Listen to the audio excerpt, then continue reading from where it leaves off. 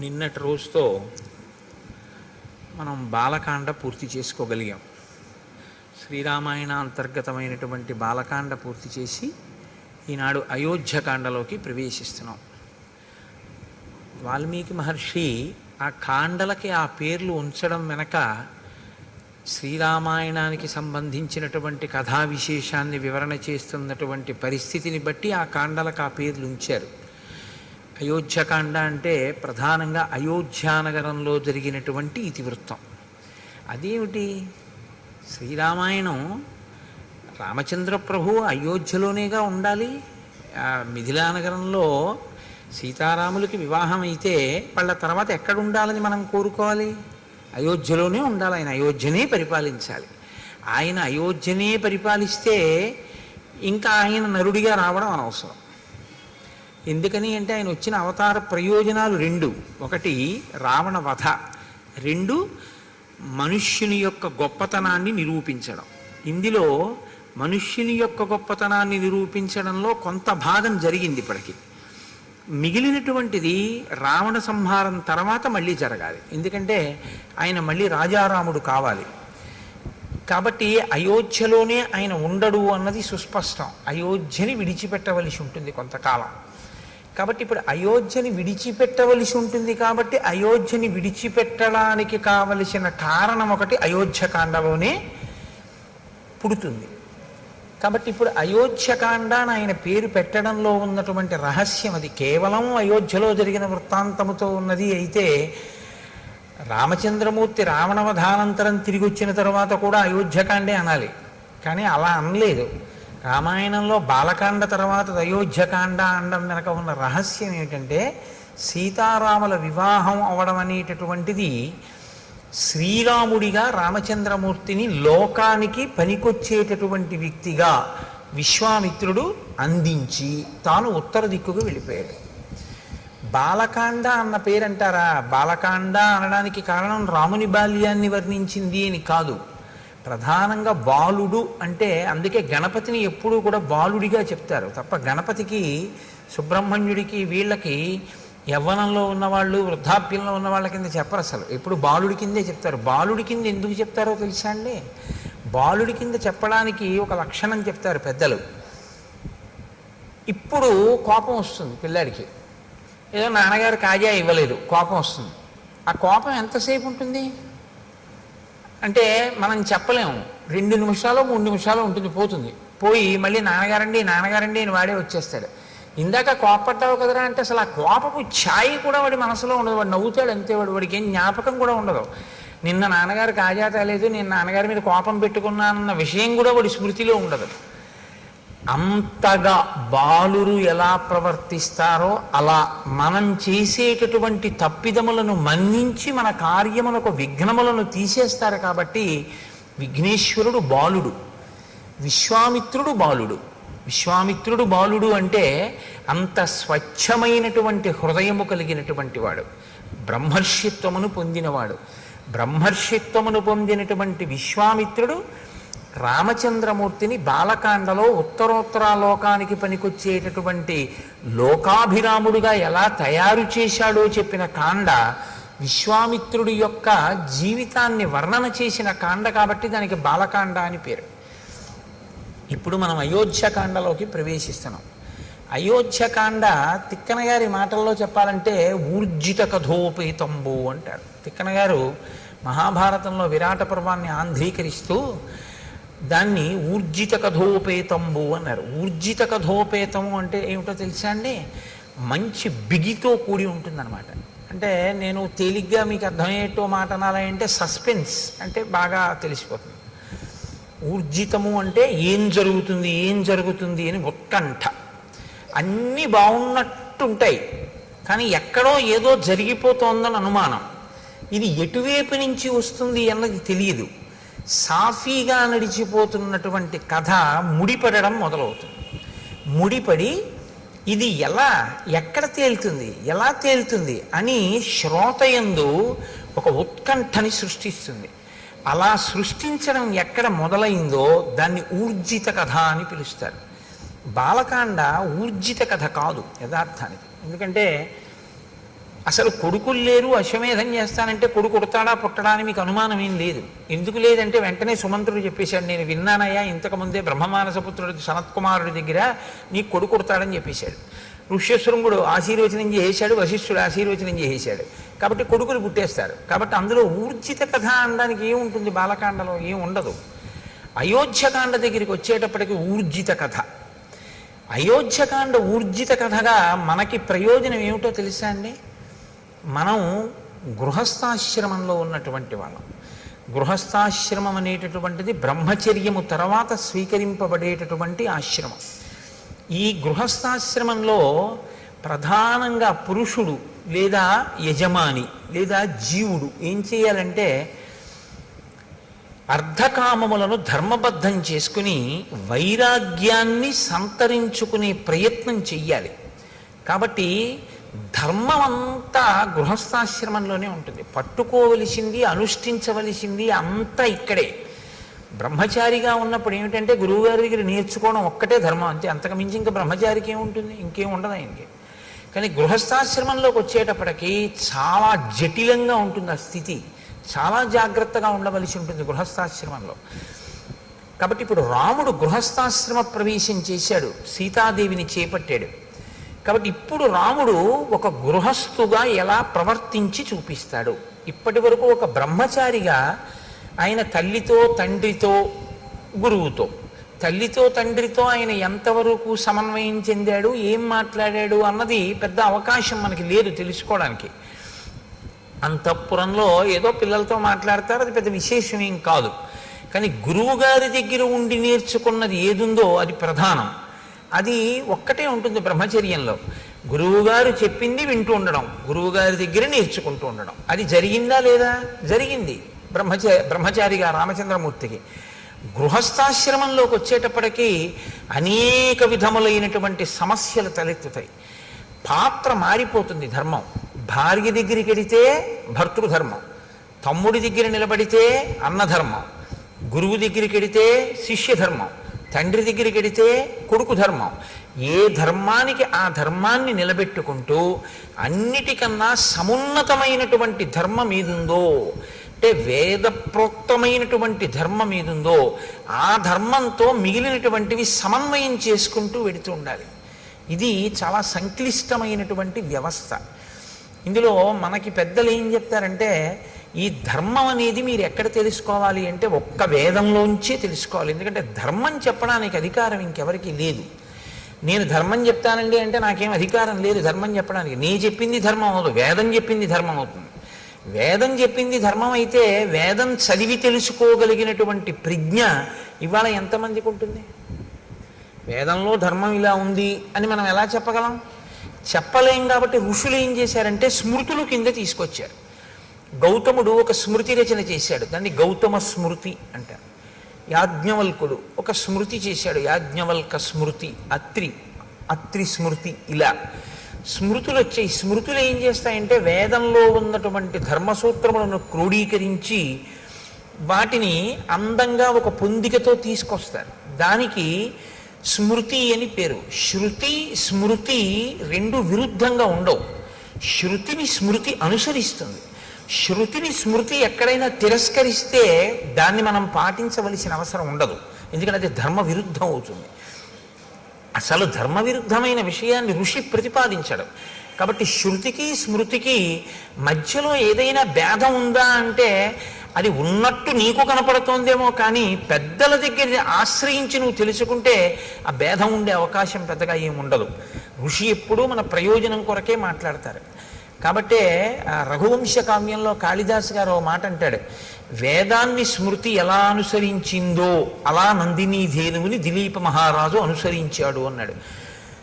శృతేరివార్థం స్మృతి రన్వగచ్చత్ అన్నాడు. శృతి యొక్క అర్థం వేదం ఏం చెప్పిందో దాన్ని స్మృతి అనుసరించినట్లు దిలీపుడు ఆ గోవుని నందినీ ధేనువుని అనుసరించాడు అన్నాడు. కాబట్టి ఇప్పుడు ధర్మాన్ని పాటించాలి, స్మృతులన్నా తెలిసి ఉండాలి, వేదమన్నా తెలిసి ఉండాలి. నాకు వేదము తెలియదు, స్మృతులు తెలియదు, మరి ఏం తెలుసుకుంటే ధర్మం తెలుస్తుంది? వేదోపబ్రహ్మణమైనటువంటి రామాయణంలో రాముడు ధర్మమూర్తి అయ్యాడు. ఎలా అయ్యాడు? పుట్టుక చేత ధర్మమూర్తి కాలేదు, ధర్మాన్ని అనుష్ఠించి ధర్మమూర్తి అయ్యాడు. కాబట్టి ఇప్పుడు నీవు శ్రీరామాయణం అయోధ్యకాండ ప్రత్యేకించి బాగా అర్థమైతే నీకు అనేకమైనటువంటి ధార్మిక విషయముల మీద అనుమానాలు తీరిపోతాయి. కానీ మీరు దాన్ని చాలా జాగ్రత్తగా అర్థం చేసుకోవలసి ఉంటుంది. అర్థం చేసుకుంటే మాత్రం అసలు గృహస్థాశ్రమంలో ఎలా బ్రతకాలి, ఎలా ఉంటాయి విషయాలు అన్నదాన్ని అసలు అయోధ్యకాండ ఆవిష్కరించినట్లుగా శ్రీరామాయణంలో మిగిలిన కాండలు చూపించలేవు. ఎందుకంటే సుందరకాండ ఉపాసన కాండ, అయోధ్యకాండ గృహస్థాశ్రమ ధర్మములను వివరించేటటువంటి కాండ. అందుకే అయోధ్యకాండ ప్రధానంగా ఎవరు విని తీరాలి అంటే గృహస్థాశ్రమంలో ఉన్నటువంటి వాళ్ళందరూ వినాలి, గృహస్థాశ్రమంలోకి వెళ్ళే వాళ్ళందరూ వినాలి. అంటే మినహాయింపు ఎవరికి ఉంటుంది? బహుశా ఉంటే శ్రీరామాయణాన్ని ఆదరణతో వినేటటువంటి సన్యాసికి తప్ప మిగిలిన వాళ్ళందరూ వినవలసింది. అంత గొప్ప కాండ అయోధ్యకాండ. కాబట్టి ఊర్జిత కథోపేతంబు ఇక్కడే రసకందాయంగా ఉంటుంది.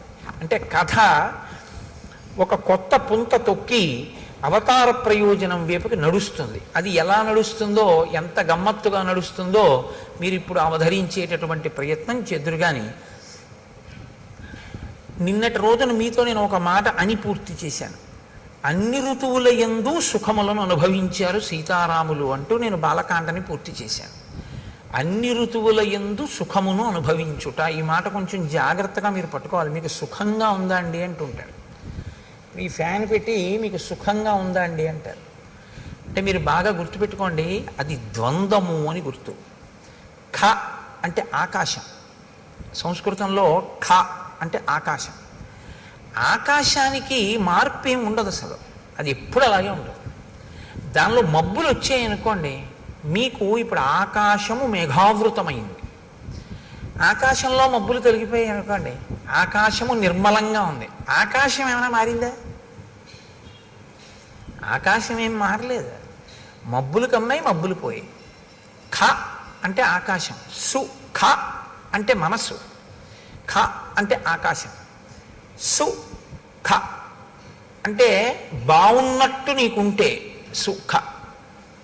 ఆ సు కాసేపటికి బాగుండనట్టు అనిపిస్తే దుఃఖ. ఖ అలాగే ఉంది, ముందున్న సు మారింది, దు మారింది, అంతే. ఇది పట్టుకోవడమే వైరాగ్యం వైపు వెళ్ళడానికి మొదటి మెట్టు. ఎందుకంటే సు ఎప్పుడూ సుగా ఉండిపోయింది అనుకోండి, సత్యం అయిపోతుంటుంది. అంటే మీకు నేను ఉదాహరణ చెప్పాలి అంటే, నేను అయోధ్యకాండ రాత్రి 11 అయినా చెప్తున్నాను అనుకోండి, మీకు సు దు అవుతుంది. ఎందుకంటే 6:30కి మొదలెట్టింది బాగుంటుంది, 8:30 తర్వాత కొంచెం సు చెరగడం మొదలవుతుంది. 10 అంటే నాకు మీ విషయంలో అలా అనిపించట్లేదు, ఎందుకంటే ఎంత చెప్పినా వింటున్నారు. రాత్రి 12కు కూడా నేను చెప్పడం మొదలెట్టాను అనుకోండి, ఏమో దు అవుతుందేమో, దేవుడు వీడి వదిలిపెట్టడా ఏమిటి మన్నని.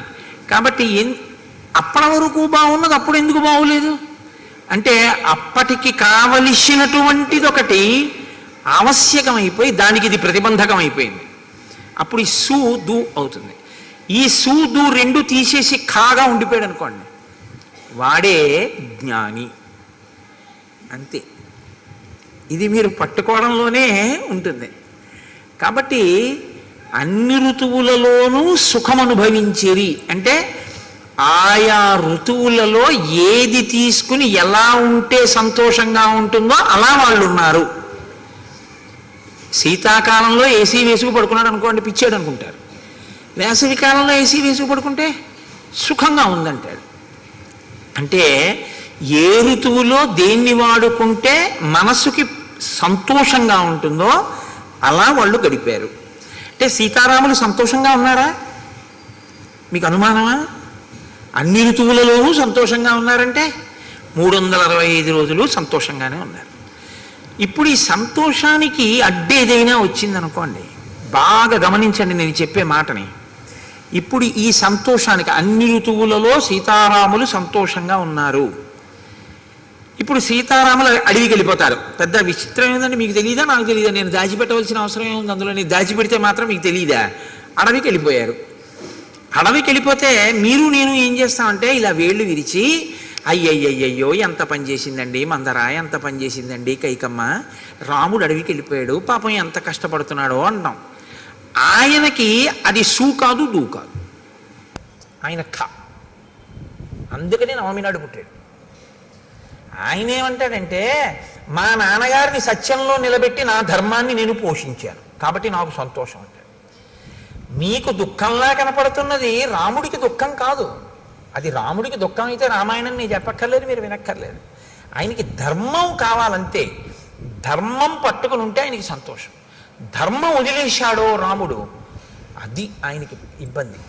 అందుకే అసలు వదలడం. ఎప్పుడైనా వదిలిపెడతాడేమో అన్నట్టు అనిపిస్తుంది ఒక్కొక్కసారి, కానీ వదలడం, దాన్ని పట్టుకుంటాడు. ఇది మీరు రామపాత్ర వైపు నుంచి పట్టుకోవాలి. కదలని రాముడు కదలకుండా ఉన్నా కదిలిపోతున్న పాత్రలు ఎన్నున్నాయో పట్టుకోవడం రామాయణం. కదలని రాముడు కదలకుండా ఉన్నాడు, కదులుతున్నవన్నీ కదలని దాన్ని ఆశ్రయించి కదులుతున్నాయి. మీరు గమనించండి, బండి కదులుతుంది. బండి కదలాలంటే దేన్ని ఆధారం చేసుకుని కదులుతుంది? చక్రాలను ఆధారం చేసుకుని కదులుతున్నాయి. చక్రాలు దేనికి బిగింపబడి ఉంటాయి? ఒక ఇరుసుకుంటాయి. ఇరుసలా ఉండి చక్రాలు తిరుగుతూ ఉంటాయి. ఒక తిరగనిది తిరుగుతున్న దాని మీద ఉంటుంది. కదలని బండి కదులుతున్న చక్రాల మీద ఉంటుంది. కదులుతున్న చక్రాల వల్ల బండి కదులుతూ ఉంటుంది తప్ప అసలు అది కదలదు. లేదా కదలని దాన్ని ఆధారం చేసుకుని కదులుతూ ఉంటాయి చక్రాలు. అప్పుడు మీరు ఇరుసు కదలటం లేదు, చక్రాలు బిగింపబడి ఉన్నాయి అనుకుంటే. అలా లోపల కదలని రాముణ్ణి ఆధారం చేసుకుని కదిలిపోతున్న పాత్రలు కదిలిపోవడం మొదలవుతాయి అయోధ్యకాండ నుంచి. ఇంకా ఇది అయోధ్యకాండ నుంచి మీరు ఆ కోణంలో చూడవలసినటువంటి ఒక దృక్కోణం రామాయణాన్ని. అందుకని ఈ కదలికని చూపించడం గచ్చతా, కదులుతున్నాయి. ఇక నుంచి నువ్వు జాగ్రత్తగా కదులుతున్నాయంటే కదలనిదేది, కదులుతున్నదేవి, ఇది చూడటం నేర్చుకో. ఇది వాల్మీకి హృదయం. గచ్చత అని మొదలెట్టారు ఆయన. గచ్చత అంటే వెళ్ళిపోయెను, వెడలిపోయెను అన్న మాటతో మొదలు పెట్టారంటే అది కదలిక. వెళ్ళడం అంటే కదలిక కదండి. ఈ కదలిక ఏ కదలని దాన్ని ఆధారం చేసుకుని కదలడం మొదలు పెట్టాయన్నీ. ఇది నువ్వు పట్టుకోగలిగితే కదలని వాడెవడో, దేని వలన కదలడో నువ్వు పట్టుకోగలవు. ఇది అయోధ్యకాండలో మీరు చాలా జాగ్రత్తగా పరిశీలించాలి. అలా కదలకపోవడానికి కారణం ఏమిటంటే ఆయన పట్టుకున్న ధర్మం రాముడిది. ఇప్పుడు గచ్చతామాతులకులం భరతేన తదానఘ శత్రుఘ్నో నిత్యశత్రుఘ్నో నీత ప్రీతి పురస్కృత. గచ్చత మాతుల కులం. మాతుల కులం అంటే మేనమామ గారి ఇల్లు. భరతుని యొక్క మేనమామ యుధాజిత్, కేకయరాజు యొక్క కుమారుడు. యుధాజిత్ పెళ్లికే వచ్చాడు. జనక మహారాజు గారి యొక్క నగరానికి, మిథిలా నగరానికి వచ్చాడు. వచ్చి పెళ్ళి అయిపోగానే భరతుణ్ణి శత్రుఘ్నుణ్ణి నేను తీసుకెళ్తానని అడిగాడు. లేదా భరతుణ్ణి అడుగుతాడు కదండి, శత్రుఘ్నుణ్ణి అడగాడు. ఎందుకంటే భరతుడు కదా మేనల్లుడు. కాబట్టి భరతుణ్ణి అడుగుతాడు, ఒరే నిన్ను తీసుకెళ్దామని వచ్చాను రా, నీ పెళ్ళి అన్నారు అక్కడికి వచ్చాను, పెళ్ళి అయిపోయింది కదా, ఏదో నిన్ను తీసుకెళ్ళి సరదాగా నీతో గడపాలనుంది నాకు కొన్నాళ్ళు, అందుకు వచ్చాను, కాబట్టి నిన్ను తీసుకెళ్దాం అనుకుంటున్నాను అంటే భరతుడు తప్పకుండా వస్తాను మామయ్య అంటే కదా దశరథుడిని అడగడం వెళ్తానని. మీరు బాగా ఆలోచించండి. ముందు అసలు భరతుడు ఒప్పుకుంటే కదండి దశరథ మహారాజు గారిని అడగడం. దశరథ మహారాజు గారు భరతుడిని పిలిచి నువ్వు మీ మేనమామ ఇంటికి వెళ్ళిపోని అనరు. ఎందుకనరు? ఒక్కటే కారణం, కొత్తగా పెళ్ళయింది. తన భార్యతో కలిసి వచ్చాడు అయోధ్యకి, మాండవితోటి. శత్రుఘ్నుడు శృతకీర్తితో వచ్చాడు. పిలిచి ఒరే మీ ఇద్దరు మేనమామ ఇంటికి వెళ్ళండి రా అని ఎందుకంటాడు ఆయన మధ్యలో? అనడు. కాబట్టి ఇప్పుడు యుధాజిత్తు భరతుడిని అడిగాడు, భరతుడు దశరథుడిని అడిగాడు, దశరథుడు వెళ్ళన్నాడు. ఇది ఊర్జిత కథోపేతంబు. అలా అంటాడా ఏ తండ్రి అయినా? ఇప్పుడేమిట్రా మేనమామ ఇంటికి, మొన్ననే కదా పెళ్ళయింది, కొత్తగా నలుగురు వచ్చారు, కోడళ్ళు, ఏదో సంతోషంగా ఉన్నాం కదా, ఇప్పుడు నువ్వు వెళ్ళిపోతానంటే ఏమిటి? పైగా మీరు ఆలోచించండి, భరతుణ్ణి దశరథుడు పంపించేశాడు అనుకోండి. బాగా ఆలోచించండి మీరు.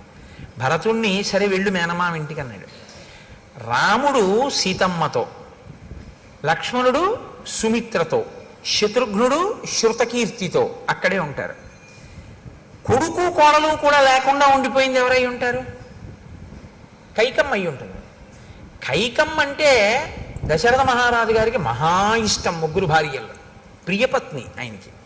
ఇప్పుడు ప్రియపత్ని దగ్గరికి ఆయన రోజు రాత్రి అక్కడికే వెడతాడు, పెద్ద భార్య దగ్గరికి కూడా వెళ్ళాడు. కౌసల్య చెప్పింది ఆ మాట. కైకమ్మ దగ్గరికి వెడితే కైకమ్మ ఏముంటుంది, ఏమండే వాడినేమో మీరు పంపించేశారు, ఇల్లు చిన్నపోయింది, కొడుకు లేడు కోళ్ళు లేదు, వాళ్ళిద్దరూ సంతోషంగా ఉన్నారు, నేను చూడండి ఎలా ఉన్నానో అంటుందా? అందా? కాబట్టి కైకమ్మను అడగకుండా సరే నువ్వు వెళ్ళిపో అంటాడా? అన్నాడు. భరతుడు ఏం చేశాడు? సరే మామయ్య నీతో వచ్చేస్తానని తను వెళ్ళిపోయాడు. వెళ్ళిపోతూ ఏం చేశాడు? శత్రుఘ్నుని తీసుకెళ్ళిపోయాడు. అసలు మొదటి శ్లోకంలో ఉందండి పట్టంతా అయోధ్యకాండలో. గచ్చతా మాతుల కులం భరతేన తదానగ శత్రుఘ్నో నిత్యశత్రుఘ్నో నీత ప్రీతి పురస్కృత. తీసుకెళ్ళేటప్పుడు ఎలా తీసుకెళ్ళాడు? శత్రుఘ్నుణ్ణి అత్యంత ప్రీతితో తీసుకెళ్ళాడు. అత్యంత ప్రీతితో తీసుకెళ్ళడం దోషం కాదు, కానీ శ్రీరామాయణాన్ని మీరు జాగ్రత్తగా పరిశీలనం చేస్తే మాండవి శృతకీర్తి కూడా భరత శత్రుఘ్నులతో యుధాజిత్ ఇంటికి వెళ్ళినట్టు కనపడదు. భరతుడు తన మేనమామ ఇంటికి వెళ్తున్నాడు, శత్రుఘ్నుడికి యుధాజిత్తు మేనమామ కాడు. కానప్పుడు శత్రుఘ్నుడిని భరతుడు ఎలా పిలిచాడు? రమ్మని పిలిచాడు. శత్రుఘ్నుడు ఎలా వెళ్ళిపోయాడు? వెళ్ళిపోయిన వాడు ఇప్పుడు రమ్మన్నాడు, ఏమిటి రమ్మని బాగుంటుందా అని ఏమాత్రం అనుకోకుండా ప్రీతితో వెళ్ళిపోయాడు, ప్రీతితో తీసుకెళ్ళిపోయాడు. అంటే భరత శత్రుఘ్నుల మధ్య ఉన్న అన్యోన్యత ఎంత గొప్పదంటే, భరతుడు ఎక్కడుంటే శత్రుఘ్నుడు అక్కడ ఉంటాడు. కథని కథగా వినండి అంతే మీరు. నేను అదే మీకు మనవి చేసింది, శ్రీరామాయణాన్ని మీరేం పెద్ద చిలవల పలవలు చెయ్యక్కర్లేదు, కథని కథగా వినండి, అది అమృత ఫలం అంతే. ఎందుకంటే అది జరిగిన కథ, వాల్మీకి మహర్షి ఆచమనం చేసి దర్శనం చేసి రాశారు. మళ్ళీ మీరెందుకు దానికి కొత్త వన్నెలద్దడం ఏం అక్కర్లేదు, ఉన్నవి వినండి చాలు. ఉన్నది వింటే మీకు అమృతం లభిస్తుంది. అవతార ప్రయోజనం నెరవేరడానికి కథ ఎలా బిగుస్తోందో చూడండి. ఇప్పుడు వీళ్ళిద్దరి మధ్య సఖ్యత ఉంది. మిగిలిపోయిన వాళ్ళిద్దరు ఎవరు? రామలక్ష్మణులు మిగిలిపోయారు. వాళ్ళిద్దరు ఎక్కడున్నారు? అయోధ్యలో ఉన్నారు. వాళ్ళిద్దరి భార్యలు ఎక్కడున్నారు? అయోధ్యలో ఉన్నారు. భరత శత్రుఘ్నుల భార్యలు ఎక్కడున్నారు? అయోధ్యలోనే ఉన్నారు. పంపించిన దశరథుడు ఏదైనా మనస్సులో వాళ్ళు ఇక్కడ ఉండడం ఇష్టం లేక పంపాడా? వెళ్ళిపోయిన వాళ్ళు పెళ్ళవగానే ఏదైనా మనస్సు మారి మనం ఇక్కడ ఎందుకు, మనం మేనమామ ఇంటికి వెళ్ళిపోదామని వెళ్ళారా? ఇప్పటి వరకు ఇలాంటి అనుమానాలు ఏం లేవు రామాయణంలో కదండి. రామాయణం జరుగుతున్నప్పుడు దశరథుడి అంతఃపురం పక్కింట్లో మీరు ఉన్నారని ఊహిస్తే లోకం విషయాలు మనకు ఎక్కువ కావాలి కాబట్టి మనం ఆ కోణంలో ఆలోచించినప్పుడు దశరథుడు వెళ్ళమన్నాడా?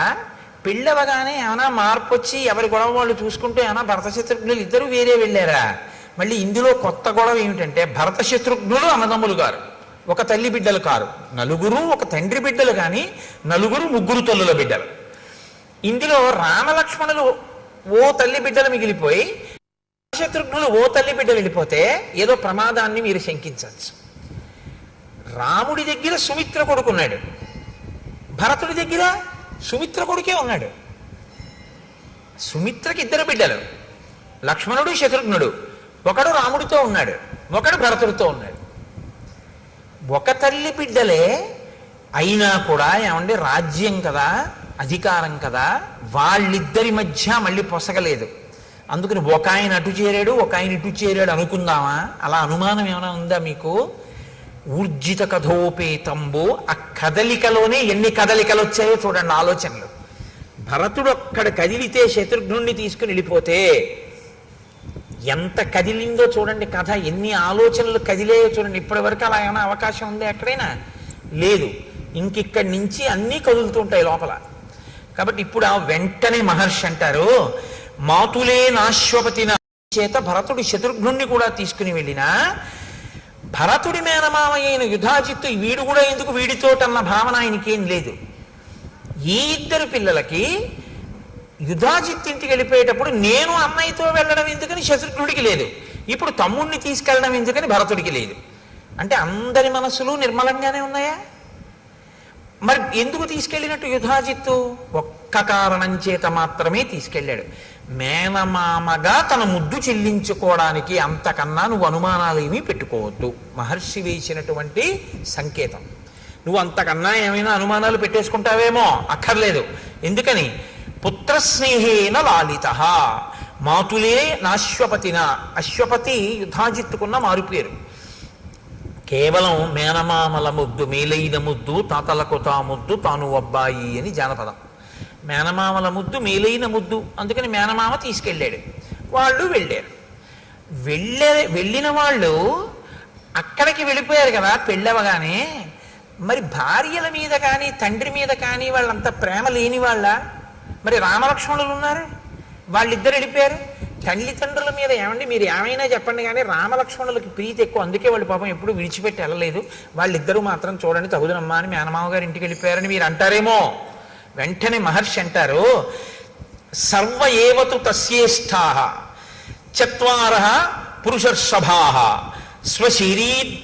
స్వశరీరాబ్దినిర్వృత్తాః చత్వార ఇవ బాహవః. దశరథ మహారాజు గారికి రామ లక్ష్మణ భరత శత్రుఘ్నులు నలుగురి యందు ఉన్నటువంటి ప్రీతి ఎటువంటిదంటే, తన శరీరములోనే ఉన్నటువంటి ఉత్పన్నమైన 4 బాహువుల యందు తనకి ఎలా సమానమైన ప్రేమ ఉంటుందో దశరథుడికి కూడా అలాగే నలుగురు కొడుకుల మీద సమానమైనటువంటి ప్రేమ ఉన్నది. అంతే తప్ప భరత శత్రుఘ్నుల మీద తక్కువ ప్రేమ, రామలక్ష్మణుల మీద తక్కువ ప్రేమ అలా ఏం ఆయనకి లేదు. ఆయన మేనమామ పిలిచాడు, పంపించాడు. రామలక్ష్మణులు ఉన్నారు. శత్రుఘ్నుడు ఎప్పుడు భరతుడిని విడిచిపెట్టి ఉండడు, వెళ్ళిపోయాడు. లక్ష్మణుడు రాముడిని విడిచిపెట్టి ఉండడు, రాముడితో పాటు అంతఃపురంలో ఉండిపోయాడు. అంతవరకే. కాబట్టి భ్రాతరం స్మరతాం వీరో వృద్ధం దశరథం నృపం.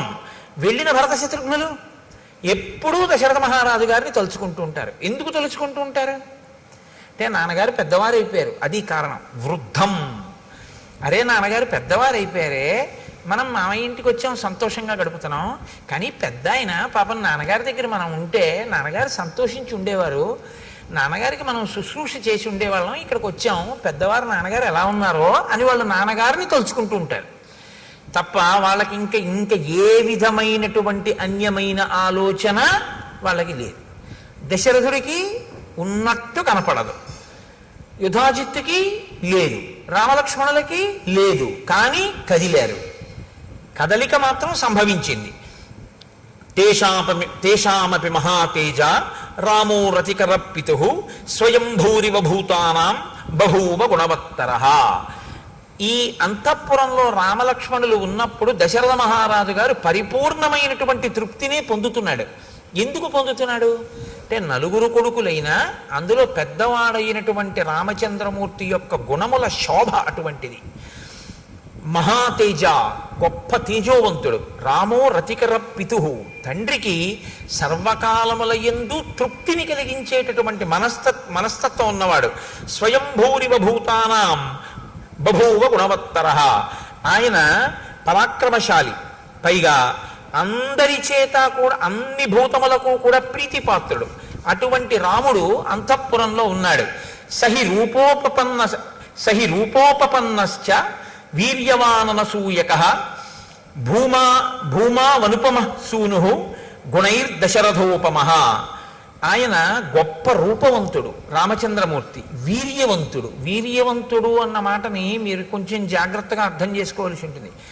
వీర్యవాన్ అని సంస్కృతంలో ఎందుకంటారంటే, వీర్యవాన్ అంటే అర్థం ఏమిటంటే, శత్రువులతో యుద్ధం చేసేటప్పుడు తాను లోపల ఏ విధంగానూ నీరసపడకుండా, అంటే 1000 మంది వచ్చి మీద పడ్డారనుకోండి, కొట్టేస్తే మళ్ళీ 1000 మంది వచ్చారనుకోండి, ఇలా ఎంతసేపు యుద్ధం చేయని, ఇలా వచ్చి మీద పడుతూనే ఉన్నారని లోపల తాను కుందకుండా ఎంతో ప్రీతితో రెట్టించిన ఉత్సాహంతో లోపల తనని తాను నిలబెట్టుకుంటూ ఎదుటివాడితో పోరాటం చెయ్యగలిగినటువంటి వీరుణ్ణి వీర్యవాన్ అని పిలుస్తారు.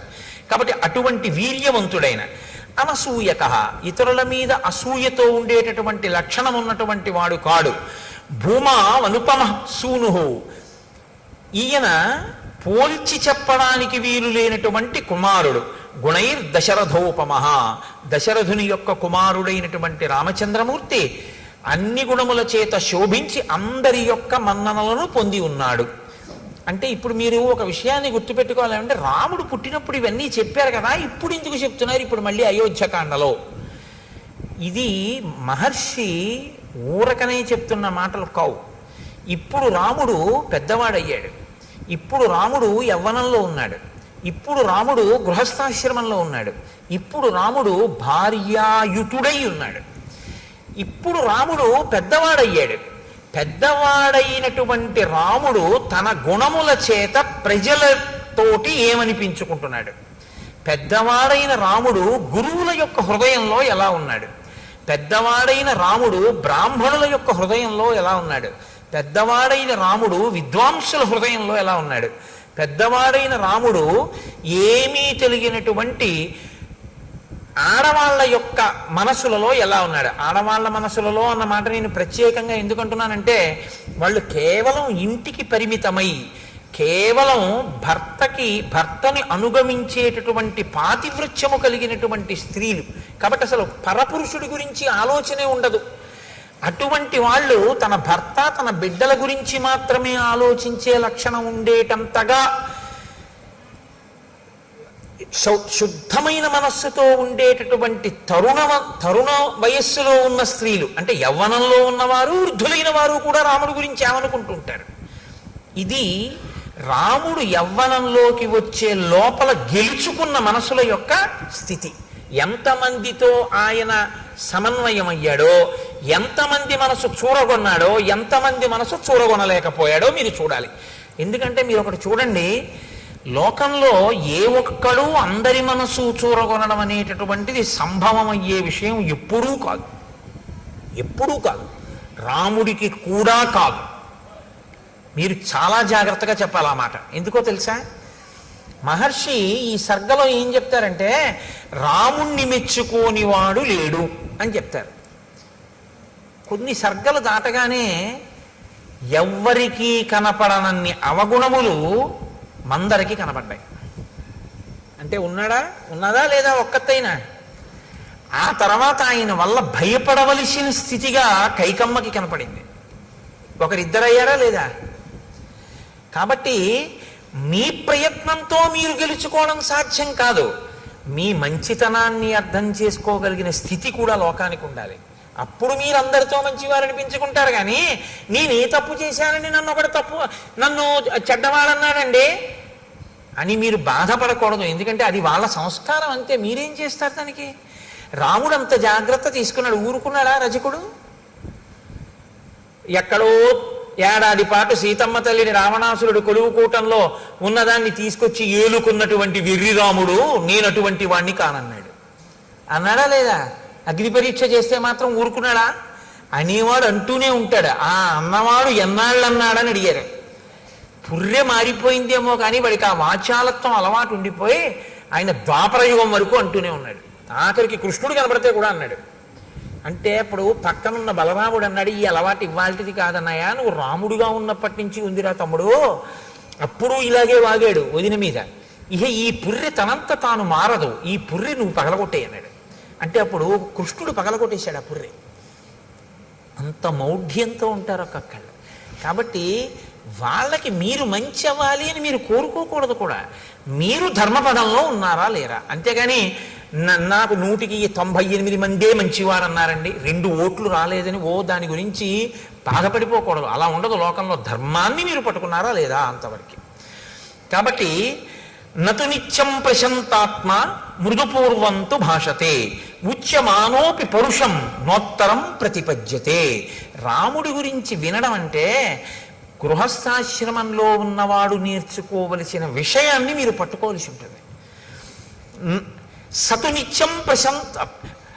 నిత్యం ప్రశాంతాత్మ, ఆయన ఎప్పుడూ ప్రశాంతమైనటువంటి స్థితిలో ఉంటాడు. ఇది కొంచెం మీరు జాగ్రత్తగా పట్టుకోవాలి. నేను ప్రశాంతంగా ఉన్నానండి, మీరు వచ్చి నన్ను తిట్టారు, నా మనసు పాడైపోయింది. ఇప్పుడు బాగా గుర్తుపట్టండి, నేను మీ తిట్లు పుచ్చుకోలేదు. ఏమైంది? మీరు పాడయ్యారు కదా. ఇన్ని తిట్టినా వాడు చూడరా హాయిగా వెళ్ళిపోతున్నాడు, వాడు ఏం పట్టించుకోవడం, ఇంకా బీపీ మీకే వస్తుంది కదా.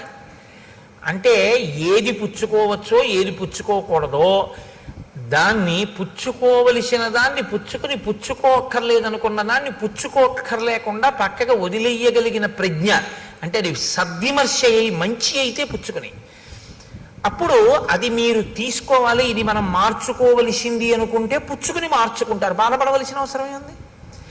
ఇది మనం పుచ్చుకోవలసిన అవసరం ఉన్నది కాదు అనుకుంటే మీరు దాన్ని వదిలిపెట్టేస్తారు, ఇప్పుడు బాధపడవలసిన అవసరమే ఉంది. మీరు పట్టుకున్నారో లేదో? అలా ఉంటే మీరు ప్రశాంతాత్మ. అలా కాకుండా మీకు పనికొచ్చేదే చెప్పాడు ఒక ఆయన, ఏమండి అలా ఉండకండి, కొంచెం మీరు అనుకుంటున్నారు కానీ కాస్త మీరు అలా ఉండడం వల్ల ఇబ్బంది ఉంటుంది, మీరు కొంచెం ఆ పద్ధతి మార్చుకుని ఇలా ఉండండి అన్నాడు. మీరు కొంచెం పరిశీలనం చేస్తే నిజమే, నేను అలా చేయడం కన్నా ఇలా చేస్తే బాగుంటుందేమో అనిపించింది, అప్పుడు మీరు అలా చేయండి, ప్రశాంతాత్మ. మీరు నాకు ఆయన చెప్పడం ఏంటి, నాకు ఆయన నన్ను ఆయన అలా అనడం ఏంటి అని పీక్కున్నారు అనుకోండి, అశాంతాత్మ, అశాంతి. ఇప్పుడు అది మనం పుచ్చుకోవలసింది లేదు, ఆయనకి తెలియదు పాపం, ఏం మాట్లాడాలో తెలియదు, కాబట్టి ఏదో మాట్లాడాలనుకుని మాట్లాడేశాడు అంతే, కాబట్టి దాని గురించి పెద్ద చింత లేదు, వదిలిపెట్టేసి అక్కడతో. ఇప్పుడు ప్రశాంతాత్మ కదా. ఇది మిమ్మల్ని బట్టి ప్రశాంతాత్మ కానీ పక్కవాడిని బట్టి ప్రశాంతాత్మ ఎప్పుడూ ఉండదు. అలా అయితే నేను ఏం చేయాలో తెలుసా అండి, అసలు మనిషి అన్నవాడు కనపడని చోటుకు పారిపోవాలి నేను ప్రశాంతంగా ఉండాలంటే. అది సంభవం అండి గృహస్థాశ్రమంలో. తెల్లారులు వేస్తే కొడుకుంటాడు, భార్య ఉంటుంది, బిడ్డలు ఉంటారు, పాలవాడు ఉంటాడు, పూలవాడు ఉంటాడు, ఉద్యోగానికి వెడతాం, అధికారులు ఉంటారు, అందరూ ఉంటారు, అందరితోటి సమన్వయం అవ్వాలి. అందరితోనూ సమన్వయం అవుతూ మీరు ప్రశాంతాత్మ. అలా ఉండాలంటే ఇది మీకు రావాలి, మీకు వస్తే మీరు ప్రశాంతాత్మ. రాముడు ప్రశాంతాత్మ, ఇది పట్టుకోండి బాగా. ఇప్పుడు రాముడు ఏది పుచ్చుకోవాలో అది పుచ్చుకుంటాడు, ఇది అక్కర్లేదని కూడా వదిలేస్తాడు, అందుకని ఆయన ఇప్పుడు అలాగే ఉంటాడు. ఉండని వాళ్ళు ఎవరంటే ఇన్నన్నా అలా ఉన్నాడని బాధపడేవాడు, ఇంత చెప్పినా మార్చుకోలేదని బాధపడేవాడు, లేకపోతే నీ చెప్తే మార్చుకున్నాడని పొంగిపోయేవాడు. మీరు పట్టుకున్నారో లేదో? ఆయన మార్చుకున్నాడండి, ఆయనండి నీ చెప్తేనే మార్చుకున్నాడని వీడు పొంగిపోయాడు. ఇప్పుడు పొంగు వీడిది, ఆయన ఏం లేదు, ఆయన ప్రశాంతాత్మ. నీ చెప్పానండి, ఆయన వినలేదు, వీడు కుంగిపోయాడు, కుంగిపోయింది వీణ, ఆయనకేం లేదు, ప్రశాంతాత్మ. పొంగు కుంగు నీకొస్తున్నాయి, ఆయనకేం లేదు. రామాయణంలో కదలికలు ఇలా ఉంటాయి, కదలని వాడెవరు, ఇది ఎంత గుంభనంగా చెప్తాయో చూడండి శ్లోకాలు. ఇది రాముడికా మీకు కూడానా? మీకు కూడా. రక్తపోటు ఎందుకు వచ్చింది అంటే ఆందోళన వలన. ఆందోళన వలన ఎందుకు వచ్చింది అంటే ప్రతి చిన్న విషయానికి కదిలిపోతాడు. అలా కదిలిపోకుండా ఉండాలంటే ఏమిటి మార్గం అంటే శ్రీరామాయణం ఒక పెద్ద మనస్తత్వ శాస్త్రము. మీకు ప్రశాంతంగా జీవితం చేసుకునేటటువంటి మార్గాన్ని శ్రీరామాయణం ఉపదేశం చేస్తుంది. అలా ఉండడానికి ఏం చేస్తూ ఉంటాడండి? ప్రశాంతాత్మ మృదుపూర్వంతో భాషతే, చాలా మృదువుగా మాట్లాడతాడు. అదేమి కఠినంగా ఉండదు ఆయన మాట్లాడితే, కానీ ఏమండి చాలా వ్యగ్రతతో లోపల కడుపులో మండిపోయి చెప్పవలసిన మాట చెప్పవలసి వస్తే ఎలా చెప్తాడు? ఏ కేకలేం వేయడైనా చక్కగా చెప్తాడు. నా సంకుచిత పంథాహ ఏనవాలి హతోగత అంటాడంతే. వాలి విడిపోయిన మార్గం మూసుకుపోలేదని సుగ్రీవుడికి చెప్పు అంటే, మాట వినకపోతే వాళ్ళ అన్నయ్య ఎటు వెళ్ళాడో అటు వెళ్ళిపోతాడని చెప్పు, అంటే చచ్చిపోతాడని చెప్పు. చక్కగా మాట్లాడతాడు. ఎంత అందంగా మాట్లాడతాడో. ఎవరో సరే ఎందుకులేండి, ఇప్పుడు ఏదో రామాయణం మృదువుగా మాట్లాడేదానికి కఠినంగా మాట్లాడే ఉదాహరణ నేను చెప్పడం ఎందుకు, కాబట్టి మృదుపూర్వంతో భాషతే, మృదువుగా మాట్లాడతాడు. కాబట్టి ఆయన లోపల కదలడు. ఒకవేళ నిష్కారణంగా ఎవరో కటువుగా మాట్లాడితే మరి అప్పుడు ఏం చేస్తాడండి? ఉచ్యమానోపి పరుషం నోత్తరం ప్రతిపద్యతే. అవతల వాడు చాలా ఉద్రేకంగా మాట్లాడుతున్నాడు, ఇప్పుడు తాను కానీ మళ్ళీ మాట్లాడితే అది ఖచ్చితంగా ఉద్రేకానికే వెళుతుంది. అప్పుడు ఆయన మాట్లాడు, ఆయన మౌనంగా ఉంటాడు. ఆయన మౌనంగా ఉండి అవతల వాడిని బాగా మాట్లాడనిస్తాడు. ఎంత ఉద్రేకపడగలడో అంత ఉద్రేకపడనిస్తాడు. ఆయన నిశ్శబ్దంగా అవేం పుచ్చుకోడు. పుచ్చుకుంటే కదండి వచ్చిన బాధ. ఇప్పుడు నన్ను తిట్టాలని మీరు అనుకున్నారనుకోండి, అనుకుని నన్ను తిట్టేశారు, కానీ నేను అప్పుడు నిద్రపోతున్నాను. ఏమైనా ప్రయోజనం ఉందా? మీరు తిట్టారని కూడా నాకు తెలియదు.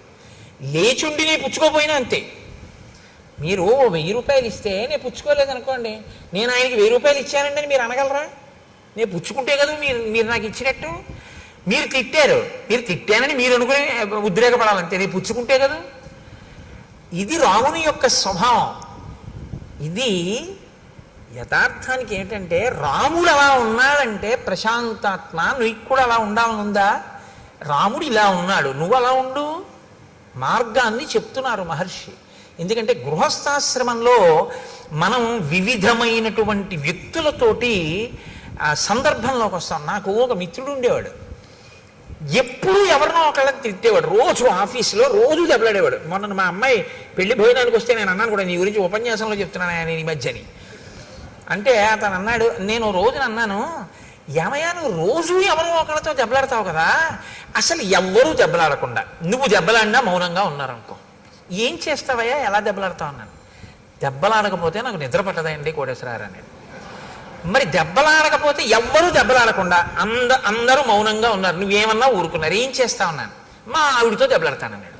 మీ ఆవిడ దెబ్బలాడకపోతే అన్నాను. మా ఆవిడితో ఎలా దెబ్బలాడాలో నాకు తెలుసు అన్నాడు. నేను తెల్లబోయాను, ఎలా దెబ్బలాడతావు అన్నాను. ఆవిడని ఎలా దెబ్బలాడగలవు నువ్వు ఆవిడితో అన్నాను. ఏముంది, ఇంటికి వెళ్ళి అడుగుతాను, ఉత్తరాలు ఏమైనా వచ్చాయా అని అడుగుతాను. వచ్చాయి అందనుకోండి. కన్యాదానం ఎందుకు చేశాడు మీ నాన్న?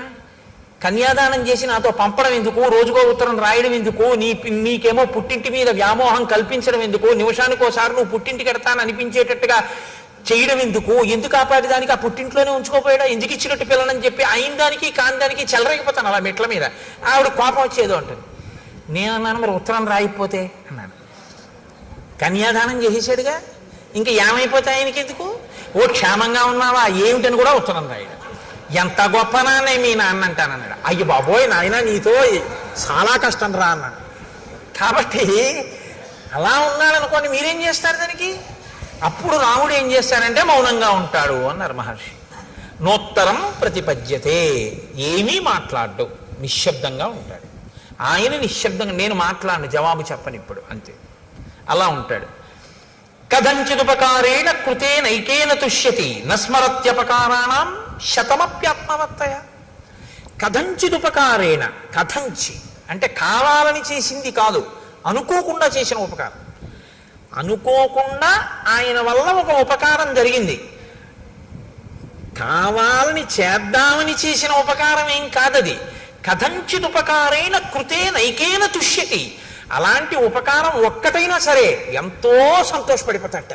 గుర్తుపెట్టుకుని ఆయనండి నాకు ఈ ఉపకారం చేశారు, ఆయనండి నాకు ఈ ఉపకారం చేశారంటట.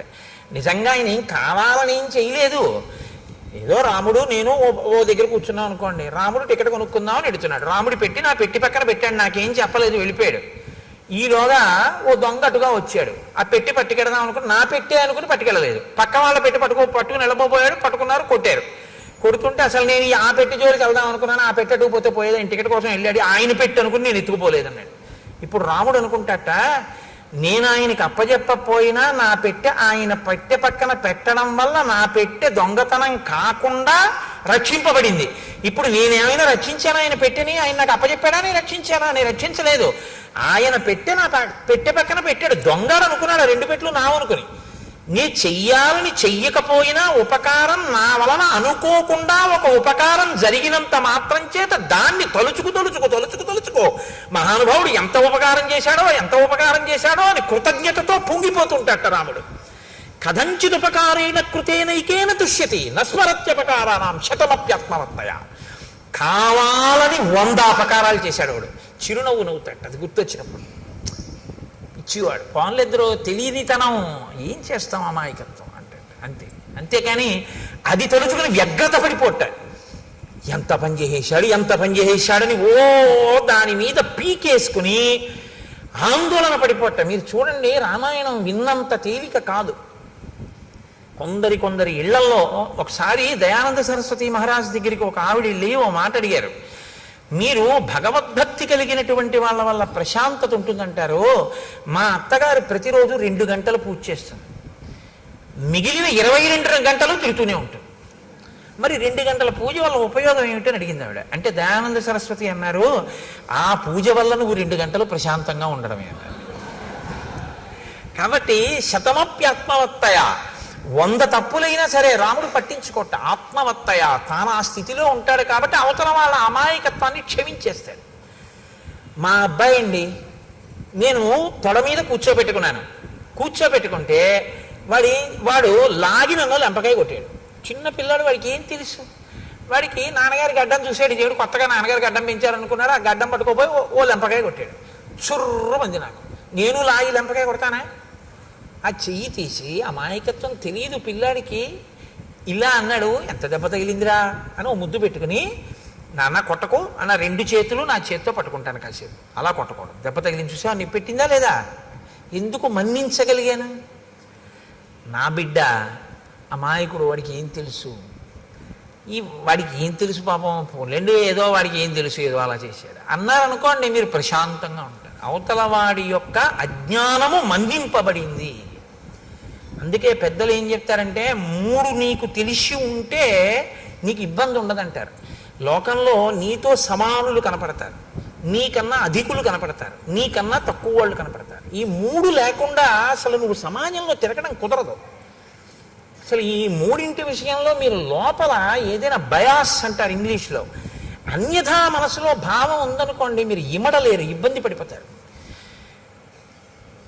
మీరు ఒక చోటికి వెళ్ళారంటే మీతో సమానులు ఉంటారు, మీకన్నా కింద వాళ్ళు ఉంటారు, మీకన్నా పై వాళ్ళు ఎప్పుడూ ఉంటారు. మీరు చదువుకుంటుంటే మీకన్నా బాగా చదివే వాళ్ళు ఉంటారు, మీతో సమానులు ఉంటారు, మీ అంత చదవలేని వాళ్ళు ఉంటారు. శాస్త్రం ఎప్పుడు ఏం చెప్తుందంటే, ఈ 3 పట్ల నిశ్చితాభిప్రాయం ఉండాలి నీకు.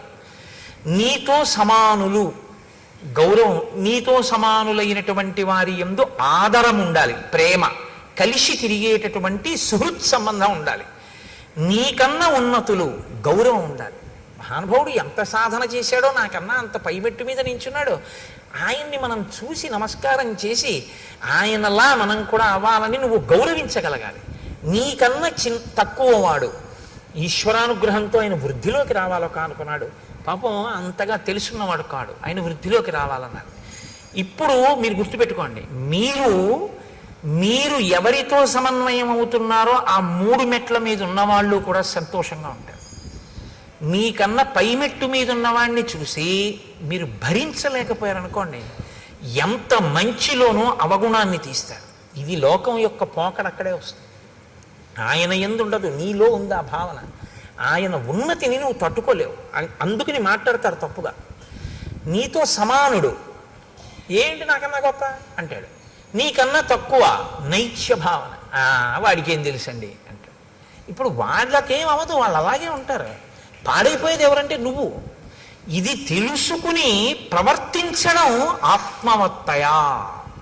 ఇలా నువ్వు ఉండగలిగితే సమాజము నీ వలన ఆనందాన్ని పొందుతుంది. నువ్వు కూడా సమాజంలో ఎవరితో తిరుగుతున్నా సంతోషంగా ఉండగలుగుతావు. ఇప్పుడు మీరు చెప్పండి, రాముడు సమాజంలో ఈ 3 రకాలుగా ఉన్న వాళ్ళతోటి తిరిగాడని గుర్తు, అందరితోటి ఆయన సమన్వయం అయ్యాడు. కానీ అందరూ రాముడి పట్ల సంతోషంతో ఉన్నారు. ఎందుకని? ఇలా ఉండబట్టి. పెద్ద దోషం ఎక్కడొస్తుందంటే, ఇది నేర్చుకోవాలి. మీరు నేర్చుకోవలసిన అవసరం లేకుండా వచ్చేది ఏదంటే ఆ 3. నేను ఎప్పటికీ మర్చిపోను నా జీవితంలో ఒక సంఘటన. నేను విశాఖపట్నంలో ఉద్యోగం చేసే రోజుల్లో మా పక్క వాటాల్లో ఒక 5 ఏళ్ల పిల్ల ఉండేది, జ్యోత్స్న అని. అది పాలు తాగుతోంది. పాలు తాగుతూ వేడిగా ఉన్నాయని అక్కడ పెట్టి ఏదో అటు ఇటు తిరగబోయింది, దాని కాలు తగిలి ఆ గ్లాస్ పడిపోయింది, ఆ పాలు ఉలికిపోయాయి. నేను అక్కడే ఉన్నాను. వాళ్ళ అమ్మగారు వచ్చారు, వచ్చి అదేంటే పాలు అలా వంపేశావు అన్నారు. అంటే నేను అన్నాను, లేదంటే పాపం చూసుకోలేదు, పాలు పడిపోయాను. ఆ పిల్లంది వెంటనే, కాదు పాలు పడిపోలేదు, నేనే తంతే పడిపోయాను. నేను అలా ఉండిపోయాను. అబద్ధానికి అలవాటు పడిపోయింది నా సంస్కారం. పాలు పడిపోతాయా? పాలు ఎందుకు పడిపోతాయి? నేను పాలు పడిపోయామ్మా అన్నాను. ఆ అమ్మాయింది, పాలు పడిపోలేదు, నేను తంతే పడిపోయాను. అంటే పసిపిల్ల కదండి. మీకు ఎందుకు విఘ్నేశ్వరుడు పసివాడో చెప్పాను చూశారు. పిల్లకి అలా చెప్పడం ఇష్టం లేదు, అది అబద్ధం కదా. పాలు పడిపోవడం ఏంటి? నేను తంతే పడిపోయాయి. పాలు పడిపోయా అంటాడు ఏంటైనా? పాలు పడిపోలేదు, నేను తంతే పడిపోయామ్మా అంది. నేను నిజంగా మీరు చెప్తే నమ్మరు, ఆశ్చర్యపోయాను. చదువుకున్నాం, సంస్కారవంతులం అయ్యామని మనకి జీర్ణమైంది. ఇది ఒక పసిపిల్లకి ఇంకా ఈ సంస్కారం అంటక ఉండిపోయిన సత్యగుణం, అది ఎంత తేడారా అనిపించింది నాకు. కాబట్టి కథంచిదుపకారీణ కృతేనైకేన తుష్యతి నస్మరత్యపకారాణం శతమప్యాత్మవత్తయ. బుద్ధిమాన్ మధురాభాషీ పూర్వభాషీ ప్రియం వద వీర్యవాన్న చ వీర్యేణ మహతా స్వేన విస్మిత. ఆయన బుద్ధిమాన్, చాలా బుద్ధి కలిగినటువంటి వాడు. మధురాభాషి, మాట్లాడేటప్పుడు చాలా మధురంగా మాట్లాడతాడు. అందుకని వినబుద్ధి వేస్తుంది. రాముడు మాట్లాడుతుంటే వినాలనిపిస్తుంది, మాటలు తీయగా ఉంటాయి. పూర్వభాషి, ఇది మీరు గమనించారో లేదో, లోకంలో ఇది ఒక పెద్ద సమస్య. నన్ను ఆయన ఎరా నేను నీకెందుకు కనపడతానంటాడు. తాతగారు ఏమి ఉరే ఎలా ఉన్నావు అనొచ్చు కదా, అండవు. ఇందాక నుంచి చూస్తున్నాను రా, నువ్వు నన్ను పలకరిస్తావేమో అని, నేను ఎందుకు కనపడతాను నీకు అంటాడు. అదేంటి తాతగా నేను చూడలేదు, అదేలే అంటాడు. ఎందుకు ఆ మాట? ఎలా మనవడా ఎలా ఉన్నావు అని ఈయన అనకూడదా ముందు? అంటే నేను తాతని, నేను పెద్దవాడిని, ఈ మధ్యనే వీడికి ఉద్యోగం వచ్చింది, వీడు నన్ను పలకరించట్లేదు, వీడికి అతిశయం ఎక్కువైపోయింది, ఇది నీ మనసులో భావన. పాప ఆ పిల్లాడు చూడలేదు. రాముడుట అది కాదుట, పూర్వభాషి. ముందు రాముడు మాట్లాడతాట. రాముడిని ఎవరైనా పలకరించారనుకోండి చిన్నపుచ్చుకుంటాట. అయ్యో అదే నేను మాట్లాడలేదు, పాపం వాళ్ళే వచ్చి పలకరించారు ఏమిటని. నువ్వు అందరినీ రాముడే ఏమో బాగున్నారా, ఏమన్నా అయ్యా బాగున్నారా అని రాముడే పలకరిస్తాట. పూర్వభాషి అంటే ఇంకోళ్ళు నన్ను పలకరించడం, నేను వాళ్ళని పలకరించాలి కదా ప్రేమగాని, చిరునవ్వుతో పలకరిస్తాట. హృదయ సంస్కారం అది. కాబట్టి పూర్వభాషి. అటువంటి రాముడు ప్రియం వద వీర్యవాన్న చ వీర్యేణ మహతా స్వేన విస్మిత. ఆయన అంత పరాక్రమం ఉండి కూడా, అటువంటి వీర్యవాన్ అయ్యుండి కూడా, నేను వీర్యవంతుణ్ణి అని ఎన్నడూ కూడా అతిశయంతో అహంకారంతో ఉన్నవాడు కాడు. నచానృత కథో విద్వాన్ వృద్ధానాం ప్రతిపూజక అనురక్త ప్రజాభిశ్చ ప్రజాశ్చాప్యనురంజతే. ఆయన ఇదొకటి చాలా గొప్ప విషయాన్ని మీరు వినాలి. ఇది ఇవాల్టి రోజున చాలా మందిని పాడు చేసేటటువంటి పెద్ద సమస్య ఇదే. నచానృత కథో, ఆయన ఎన్నడూ కూడా అసత్యమాడేటటువంటి వాడు కాడు. ఆయన విద్వాన్, అన్నీ తెలుసున్నటువంటి వాడు. వృద్ధానాం ప్రతిపూజక, ఆయన వృద్ధులైనటువంటి వాళ్ళని, జ్ఞానమున్న వాళ్ళని పూజించేటటువంటి లక్షణం ఉన్నవాడు. అనురక్త ప్రజాభిశ్చ, ప్రజల యందు అనురాగం ఉన్నవాడు, ప్రజల చేత ప్రేమింపబడినవాడు. అన్నిటికన్నా గొప్ప విషయం ఏమిటో తెలుసా అండి? నా శ్రేయసిరతో విద్వాన్ నవిరుద్ధ కదారుచి. ఆయన ఎప్పుడూ కూడా నా శ్రేయసి రతో విద్వాన్ న విరుద్ధ కదారుచి. ఏది శ్రేయస్సుని ఇవ్వదో అటువంటి దాన్ని చదవడం పట్ల ఆయనకి అనురక్తి లేదు. ఇవాళ నాకు తెలిసి ఏమంటే, ఏదో రామాయణం చెప్పాం, భాగవతం చెప్పామని చాలామంది మాట్లాడుతూ ఉంటారు వచ్చి, లేకపోతే ఫోన్ చేస్తూ ఉంటారు. నాకు రామాయణంలో ఈ మాట ఎంత గొప్ప రచన చేశారా మహర్షి అనిపిస్తుంది. ప్రింటింగ్ ప్రెస్లు వచ్చేసాయి. ఈ తెలిసినా తెలియకపోయినా ఏదో పుస్తకం రాసేయడం, రచన చేసేయడం, దాన్ని విడిచిపెట్టేయడం. ఆ పుస్తకం ఏం చేసేస్తోందంటే, తెలిసి తెలియనితనంతో రాసినటువంటి పుస్తకం చాలామంది జీవితాలనే పాడు చేసేస్తాం. తెలిసి తెలియనటువంటి విషయంతో ఉన్నటువంటి పుస్తకాలు, కల్పిత కథలన్నీ కూడా ఏం చేస్తాయంటే మనసుకి ఉద్రేకాన్ని కల్పించేవై ఉంటాయి. అవి యథార్థములు కావు, కానీ ఉద్రేకాన్ని కల్పిస్తాయి, కాసేపు లేకపోతే ప్రసన్నత్వాన్ని కల్పిస్తాయి. అది ఏమైపోతుందంటే మనసు మెల్లిమెల్లిగా దానికి అలవాటు పడిపోతుంది. ఆ కల్పిత కథల్ని చదువుకుంటూ ఉండడం. నువ్వు చదువుకున్నటువంటి చదువు దేనికి పనికొస్తుందంటే, సత్యము కాని ఒక విషయాన్ని నువ్వు అదే పనిగా చదువుకుంటూ ఆ భ్రాంతిలో గడిపేయడానికి పనికొస్తుంది. ఏది సత్యమైన విషయమో అది చదువుకోవడానికి నీ చదువు పనికి రావాలి. రాముడు ఎప్పుడు చదివేవాడు కాదుట. అసత్యమైన విషయము అది నాకు శ్రేయస్సుని ఇవ్వదు, అది పనికొచ్చేది కాదు, నా ఉద్ధరణకి పనికిరాదు, రాముడు చదివేవాడు కాడు. పిల్లలకి పుస్తకాలు చదివే అలవాటు చేసేటప్పుడు ఏ పుస్తకాలు చదవాలో అలవాటు చేయాలి. అది చాలా అవసరం. తప్ప ఏదో బుక్ రీడింగ్ అని చెప్పి పనికిమాలిన పుస్తకాలన్నీ చదవడమే అలవాటు చేశారనుకోండి, ఉపయోగం ఏముంటుంది? నేను ఒక్క మాట అంటాను, మీరు నిజాయితీగా ఆలోచించండి. నేను ఎవరిని మనసు ఖేదపరచాలని నేను మాట్లాడటలేదు. మీరు ఇవాళ ఒక 5 రూపాయలు పెట్టి న్యూస్ పేపర్ కొంటే ఒక రోజంతా చదవచ్చు, అంత మెటీరియల్ ఉంటుంది అందులో. ఎవరో ఒకళ్ళు ఎంతో మంది మాట్లాడిన ఉంటాయి. ఆ మాట్లాడిన మాటల్లో పనికొచ్చేది మీ జీవితానికి ఆదర్శవంతంగా తీసుకోవలసిన మాట అన్నవి ఎన్ని కనపడుతుంటాయి. ఎంత పొల్లుంటుంది, ఎన్ని పనికొచ్చే మాటలు అందులో ఉంటాయి. కానీ మనం న్యూస్ పేపర్ చదవద్దని నేను అన్నాను. న్యూస్ పేపరే జీవితంగా బతుకుతాం.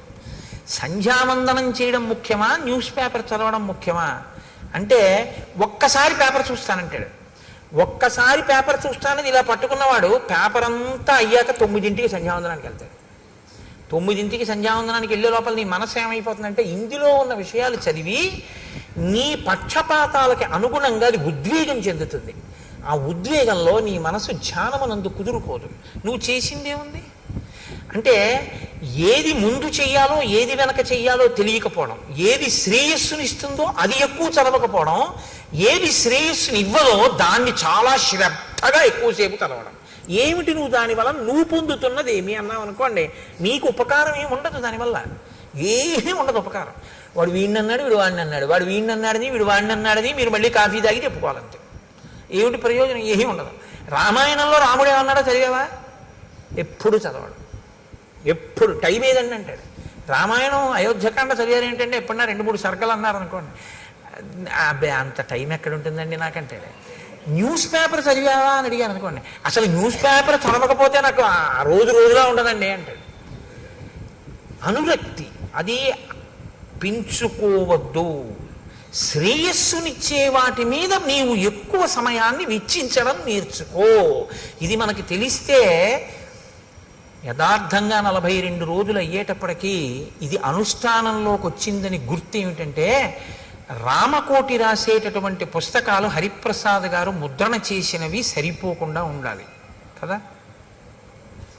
సమయం సద్వినియోగం అవుతోంది. నిజంగా రామాయణం విని మార్పు వచ్చిందని గుర్తు ఏమిటంటే, న్యూస్ పేపర్ గంట చదివేది 20 నిమిషాలకి తగ్గించి 40 నిమిషాలు రామకోటికి ఇచ్చేస్తున్నాడని మొదలెట్టారనుకోండి. 40 నిమిషాలు రామకోటి రాసేయడం మొదలు పెడితే హరిప్రసాద్ గారు మళ్ళీ రెండో ద్వితీయ ముద్రణకి వెళ్ళాలి ఆ పుస్తకాల కోసం కదా. రామకోటికి పుస్తకాలు రాయబడలేదండి, పుస్తకాలు ఉండిపోయాయి అన్నారనుకోండి, హరిప్రసాద్ గారు కాదు బాధపడవలసింది. సనాతన ధర్మం యొక్క స్థితి ఇలా ఉందన్నమాట. ఇంకా రామాయణం లోకంలోకి జీర్ణం అవ్వట్లేదన్నమాట. ఎక్కడో లోపం ఉంది, ఇంకా కలిపురుష లక్షణం ఉందని మనం బాధపడవలసి ఉంటుంది.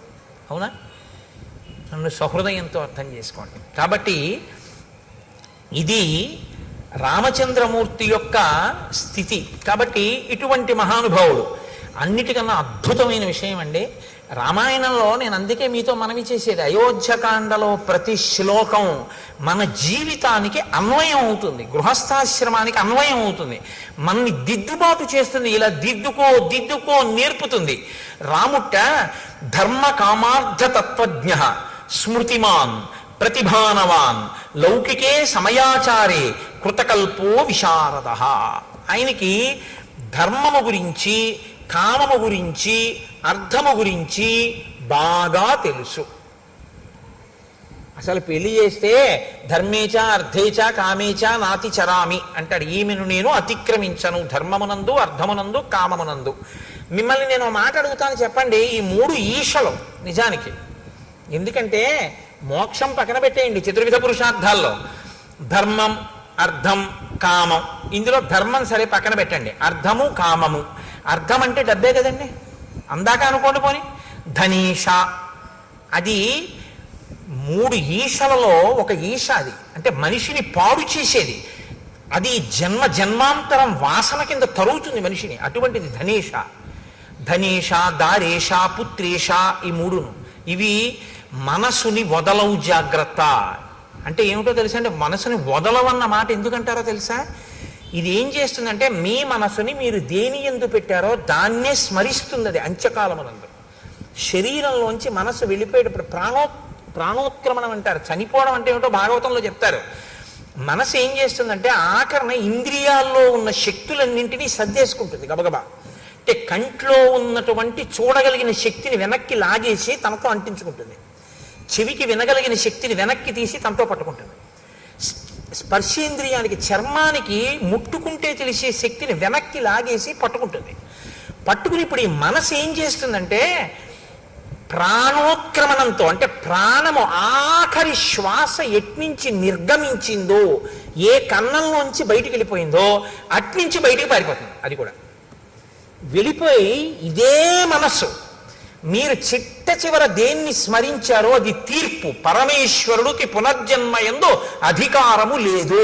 బాగా గుర్తుపెట్టుకోండి మీరు ఈ విషయాన్ని, బాగా బాగా జ్ఞాపకం చేసుకోండి. మనిషి జీవితంలో గుర్తుపెట్టుకోవలసింది, పునర్జన్మ యందు ఈశ్వరునకు అధికారము లేదు. ఈశ్వరుడు ఇవ్వలేడు. మళ్ళీ నన్ను మనిషిగా పుట్టించు, ఈశ్వరుడు పుట్టించలేడు, ఇవ్వలేడు ఈశ్వరుడు. ఎందుకో తెలుసా అండి? అది మీకు వదిలిపెట్టేశాడు మనిషికి. నీ పునర్జన్మ నీ చేతిలోనే ఉంచాను. మళ్ళీ పుడతావో మళ్ళీ పుట్టవో ఎటు పోతావో నీ ఇష్టం, నీకు వదిలేశాను. ఎలా వదిలేడో తెలుసా? మనసుకి స్మరణ ఉంటుంది, అందుకే స్మరహ అంటారు. ఎప్పుడు తలుచుకుంటుంది. దేన్ని తలుచుకోవడానికి అది అలవాటు పడిపోయిందో అది ఊపిరి మీద ఆధారపడుతుంది. ఆఖరణ అది దేన్ని స్మరించిందో దాన్ని బట్టి పునర్జన్మిస్తాడు ఆయన. నా మనసు ఎప్పుడూ డబ్బుని స్మరించిందనుకోండి, అర్ధేశ హీనోపాధుల్లోకి వెళ్ళిపోతాడు. తేళ్లు, జర్రిలు, పాములు ఇలాంటి వాటిలో పెడతాడు. దారేష భార్య ఎందు ఉండిపోయింది అనుకోండి, అప్పుడు మళ్ళీ ఆ కాముకత్వం చేతనో ఆమె ఎందుండేటటువంటి ప్రీతి పెరిగిపోవడమో ఏదో జరిగింది అనుకోండి, ఆ భార్య అదే పనిగా స్మరణలోకి వచ్చేసి అదే స్మరణతో విడిచిపెట్టాడు అనుకోండి, ఎక్కడో మళ్ళీ హీనోపాధుల్లోకి వెళ్ళిపోతాడు. ఏ కుక్కో పిల్లో ఏదో వెన్నుపాము అడ్డంగా ఉండేటటువంటి జన్మలోకి వెళ్ళిపోతాడు. ఇలా నిలువుగా తిరగదిగా, మనిషికే అడ్డంగా పుట్టి నిలువుగా తిరుగుతుంది, మిగిలిన వాటికి అడ్డంగా పుట్టి అడ్డంగానే ఉంటుంది. అలాగే పెడతాడు.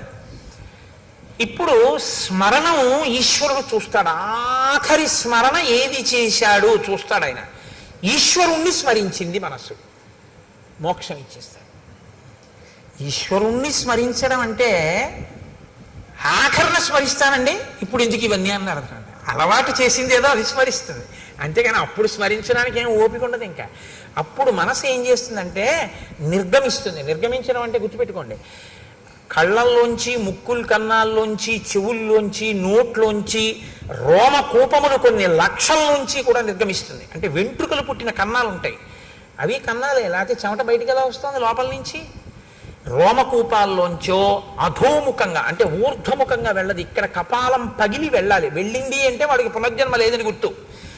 అలా వెళ్ళలేదు అంటే ఎటో కింద కన్నాల్లోంచి వెళ్ళాడు. కింద కన్నాల్లోంచి వెళ్ళాడంటే వీడికి ఇచ్చిన ఉపాధిని వీడు వాడుకోలేదు. దీంతో ఏది చేరాలో అందుకు వాడు ఉపయోగించలేదు కాబట్టి అయిన వాళ్ళందరూ ఏం చేస్తారో తెలుసా అండి? దిక్కుమాలాడు, వీడి బతుకు ఏమిటో తెలుసా? అన్నీ తెలుసున్న వాడికి అమావాస్య మరణం, ఏమీ తెలియని వాడికి ఏకాదశి మరణం అని అందుకే వచ్చింది సామెత. వీడి పుర్రె పగల్లా ప్రాణం పోయినప్పుడు, కాబట్టి వీడి పుర్రె పగిలిపోయే వరకు కాల్చేస్తాం.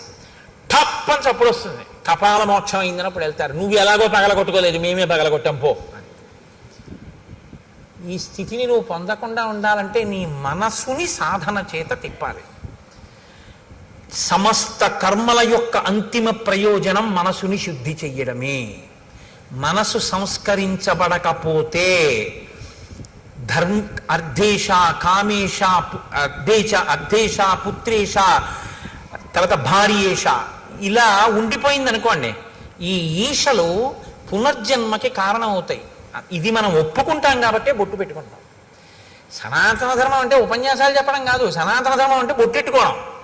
బొట్టు పెట్టుకున్నాడంటే గుర్తు ఏమిటంటే పునర్జన్మను ఒప్పుకున్నాడని గుర్తు. బొట్టు పెట్టుకోలేదంటే వాడికి పునర్జన్మ సిద్ధాంతం మీద నమ్మకం లేదని గుర్తు. వాడు వేద ప్రమాణాన్ని ఒప్పుకోలేదని వాడు బొట్టు పెట్టుకోరు.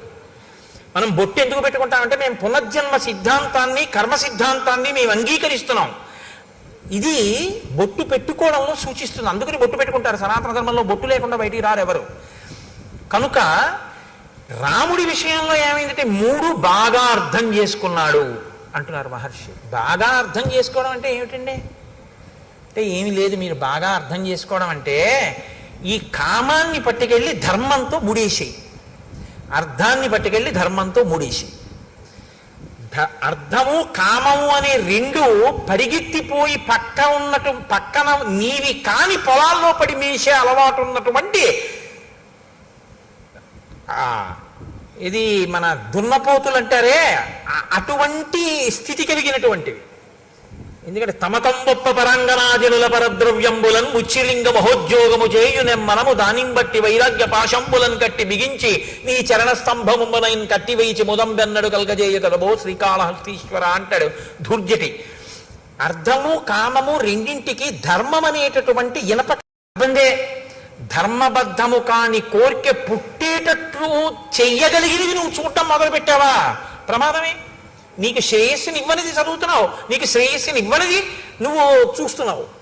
ఇప్పుడు అటువంటివి చూసి అటువంటివి విని నువ్వు ప్రమాదం చేయాలంటే నేను ఎన్ని ముక్కలు చేయాలి? ఎన్నమ్మా? 4 ముక్కలు. ఒక్కొక్క ముక్క ఎన్ని అడుగులు ఉండాలి? 2 అడుగులు. 4 రెళ్ళు 8 కదా. ఇప్పుడు 8 అడుగుల కర్ర నాకు ఇచ్చారు మీరు. ఆ కర్ర తీసుకొచ్చి అక్కడ పెట్టి 2 అడుగులు చూసి అక్కడికి కత్తి పెట్టి నరికాను, ఓ ముక్క వచ్చేసింది. ఇప్పుడు మళ్ళీ 6 అడుగుల ముక్క ఉందిగా, మళ్ళీ ఇలా పెట్టి మళ్ళీ ఇంకో 2 అడుగుల ముక్క నరికాను, ఇంకో 2 అడుగుల ముక్క వచ్చింది. ఇంకెన్ని ముక్కలు మిగిలాయి? ఇంకెంత ముక్క మిగిలింది? 4 అడుగుల ముక్క. ఇప్పుడు 4 అడుగుల ముక్క అక్కడ పెట్టి 2 అడుగుల దగ్గర మళ్ళీ నరికాను. ఎన్ని ముక్కలు వచ్చాయి? 2 అడుగుల ముక్కలు 2 వచ్చాయి. 8 అడుగుల ముక్కని 2 అడుగుల సమాన భాగములు 4 చేయడానికి ఎన్ని మాటలు నరికాను? 3 మాటలే. 3 మాటలు నరికితే 4వ ముక్క వచ్చేసిందా లేదా? 2 అడుగుల ముక్క.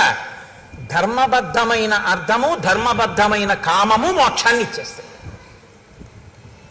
తప్ప మోక్షమును సాధించడం అని ఇంకా వేరే ఏం ఉండదు.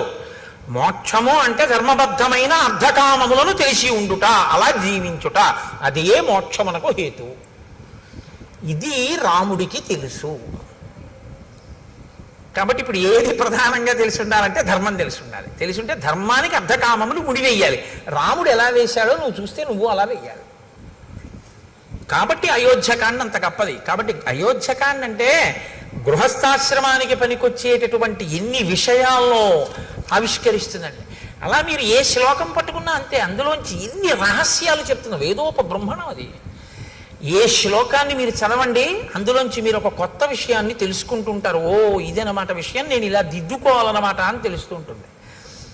కాబట్టి ఇటువంటి రాముడు ఇటువంటి గుణములు కలిగిన వాడు. పైకి ఎలా కనపడుతుంది? రాముడు ఇన్ని గుణములు కలిగిన వాడని ప్రజలు కీర్తిస్తున్నారు. ఇప్పుడు దశరథ మహారాజు గారు అనుకున్నారట, అధరాజ్ఞో బభూవైవం వృద్ధస్య చిరజీవిన ప్రీతిరేషా కథం రామో రాజా రాజస్యాన్మయి జీవతి. నేను చాలా కాలం బ్రతికాను, పెద్దవాడిని అయిపోయాను, వృద్ధుణ్ణి అయిపోయాను, 60,000 సంవత్సరముల వయస్సు వచ్చింది. ఇంతకాలం బిడ్డలు లేరని బాధ, ఇప్పుడు బిడ్డలు పుట్టిన తరువాత గుణవంతులయ్యారని సంతోషం. ఇప్పుడేం కోరిక వచ్చింది కొత్తగా? నేను బతికుండగా రాముడు రాజవడం చూస్తే బాగున్నాం. తర్వాత కోరిక ఏమిటి వచ్చింది దశరథ మహారాజు గారికి? రాముడు రాజై పరిపాలన చెయ్యడం చూసి స్వర్గానికి వెళ్ళిపోతే బాగున్నాం. ఇప్పుడు ఈ కోరిక పుట్టింది అని ఆయన అనుకుంటున్నాడు.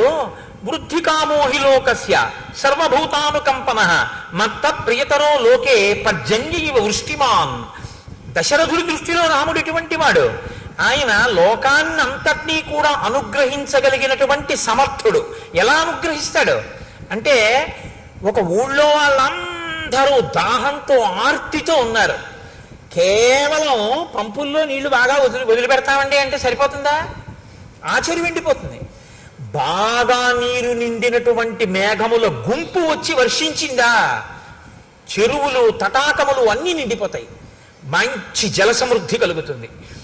జనుల యొక్క ఆర్తి తీర్చగలిగినటువంటి సమర్థతలో నీరు నిండిన మేఘం లాంటి వాడు నా కొడుకు, అంతటి సమర్థుడు.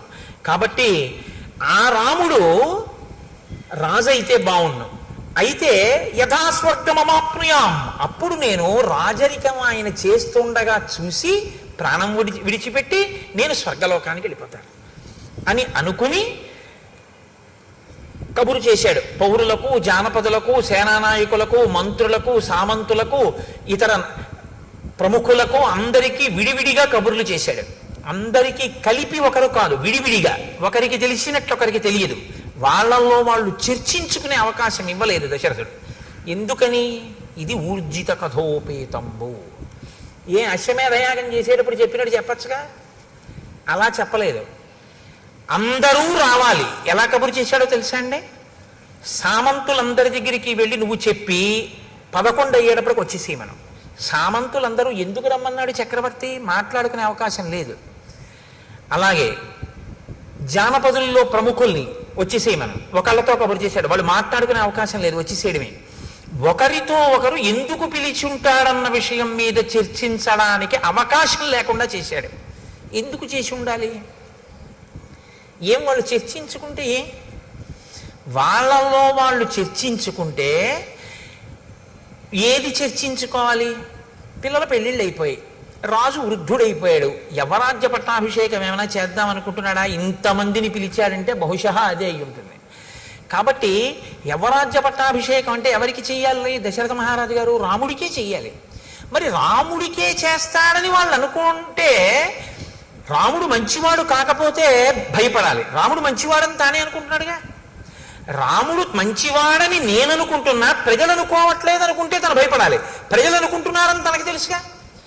కాబట్టి ప్రజలు అతను రాజవడం కాదనరు, తనకి రాముడు రాజవడం ఏమీ వ్యతిరేకం కాదు.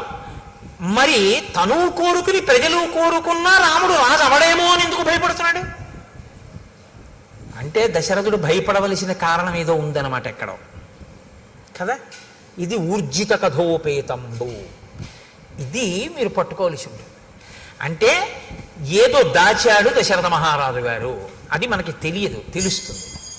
ఎక్కడో ఏదో దాచాడు, భయపడుతున్నాడు. ఇది దృష్టిలో పెట్టుకునే భరతుడు మేనమామ గారి ఇంటికి వెళ్ళడాన్ని కూడా దూరదృష్టితో అంగీకరించాడు. ఇప్పుడు వచ్చినటువంటి వాళ్ళందరినీ కూర్చోపెట్టాడు. కూర్చోపెట్టి వేరొక వైపు నుంచి నరుక్కొచ్చి మాట్లాడుతున్నాడు. ఎంత గొప్పగా తను మనసులో ఒక నిర్ణయానికి వచ్చాడు దశరథుడు. తను నిర్ణయానికి రావడానికి కారణం ఆ నిర్ణయం చెయ్యవలసిన పరిస్థితి కాదు, ఆ నిర్ణయం తను బతికుండగా చేసి అమలు చెయ్యగలను చెయ్యలేను అన్న భయం చేత చేస్తున్నాడు. ఇది భయం అన్నది ఉంది అంటే దాని వెనక ఏదో చెయ్యకూడనిది ఒకటి చేసేసినటువంటి విషయం ఉంది. చెయ్యకూడనిది ఏదో ఒకటి ఇంతకుముందు చేసినది ఇప్పుడు చెయ్యవలసినటువంటి ధర్మానికి అడ్డుగా వస్తోంది. ఇప్పుడు ఈ అడ్డుగా వస్తున్నది 10 మందికి చెప్పలేనిది. 10 మందికి చెప్పలేని దాని నుంచి తప్పించుకుని చెయ్యవలసింది చేసేయాలనుకుంటున్నాడంటే తను భయపడుతున్నాడు. ఏమిటి ఆ విషయం? అది బయట తను ఎలా పడతాడు? పడడం. అందుని పడకుండా మాట్లాడాలి. ఇప్పుడు సభలో ఎంత అందంగా మాట్లాడుతున్నాడో చూడండి. దివ్యాంతరిక్షే భూమౌచ ఘోరముత్పాజం భయం సంచచేచ మేధావి శరీరే చత్మనోజరాం. ఈ మధ్యకాలంలో భూమి మీద అక్కడ నాకు ఉత్పాదములు కనపడుతున్నాయి. అందుకని నేను తొందరగా యవరాజ్య పట్టాభిషేకం చేసేద్దాము అని అనుకుంటున్నాను. నతు కేకయ రాజానం జనకం వా నరాధిప తరయా చానయామాస పశ్చాత్తౌ శ్రోష్యత ప్రియం. ఈ యవ్వరాజ్య పట్టాభిషేకం చెయ్యాలి అనుకుంటున్న విషయాన్ని మీరు జనక మహారాజు గారికి కానీ కేకయ రాజు గారికి కానీ తెలియనివ్వకండి.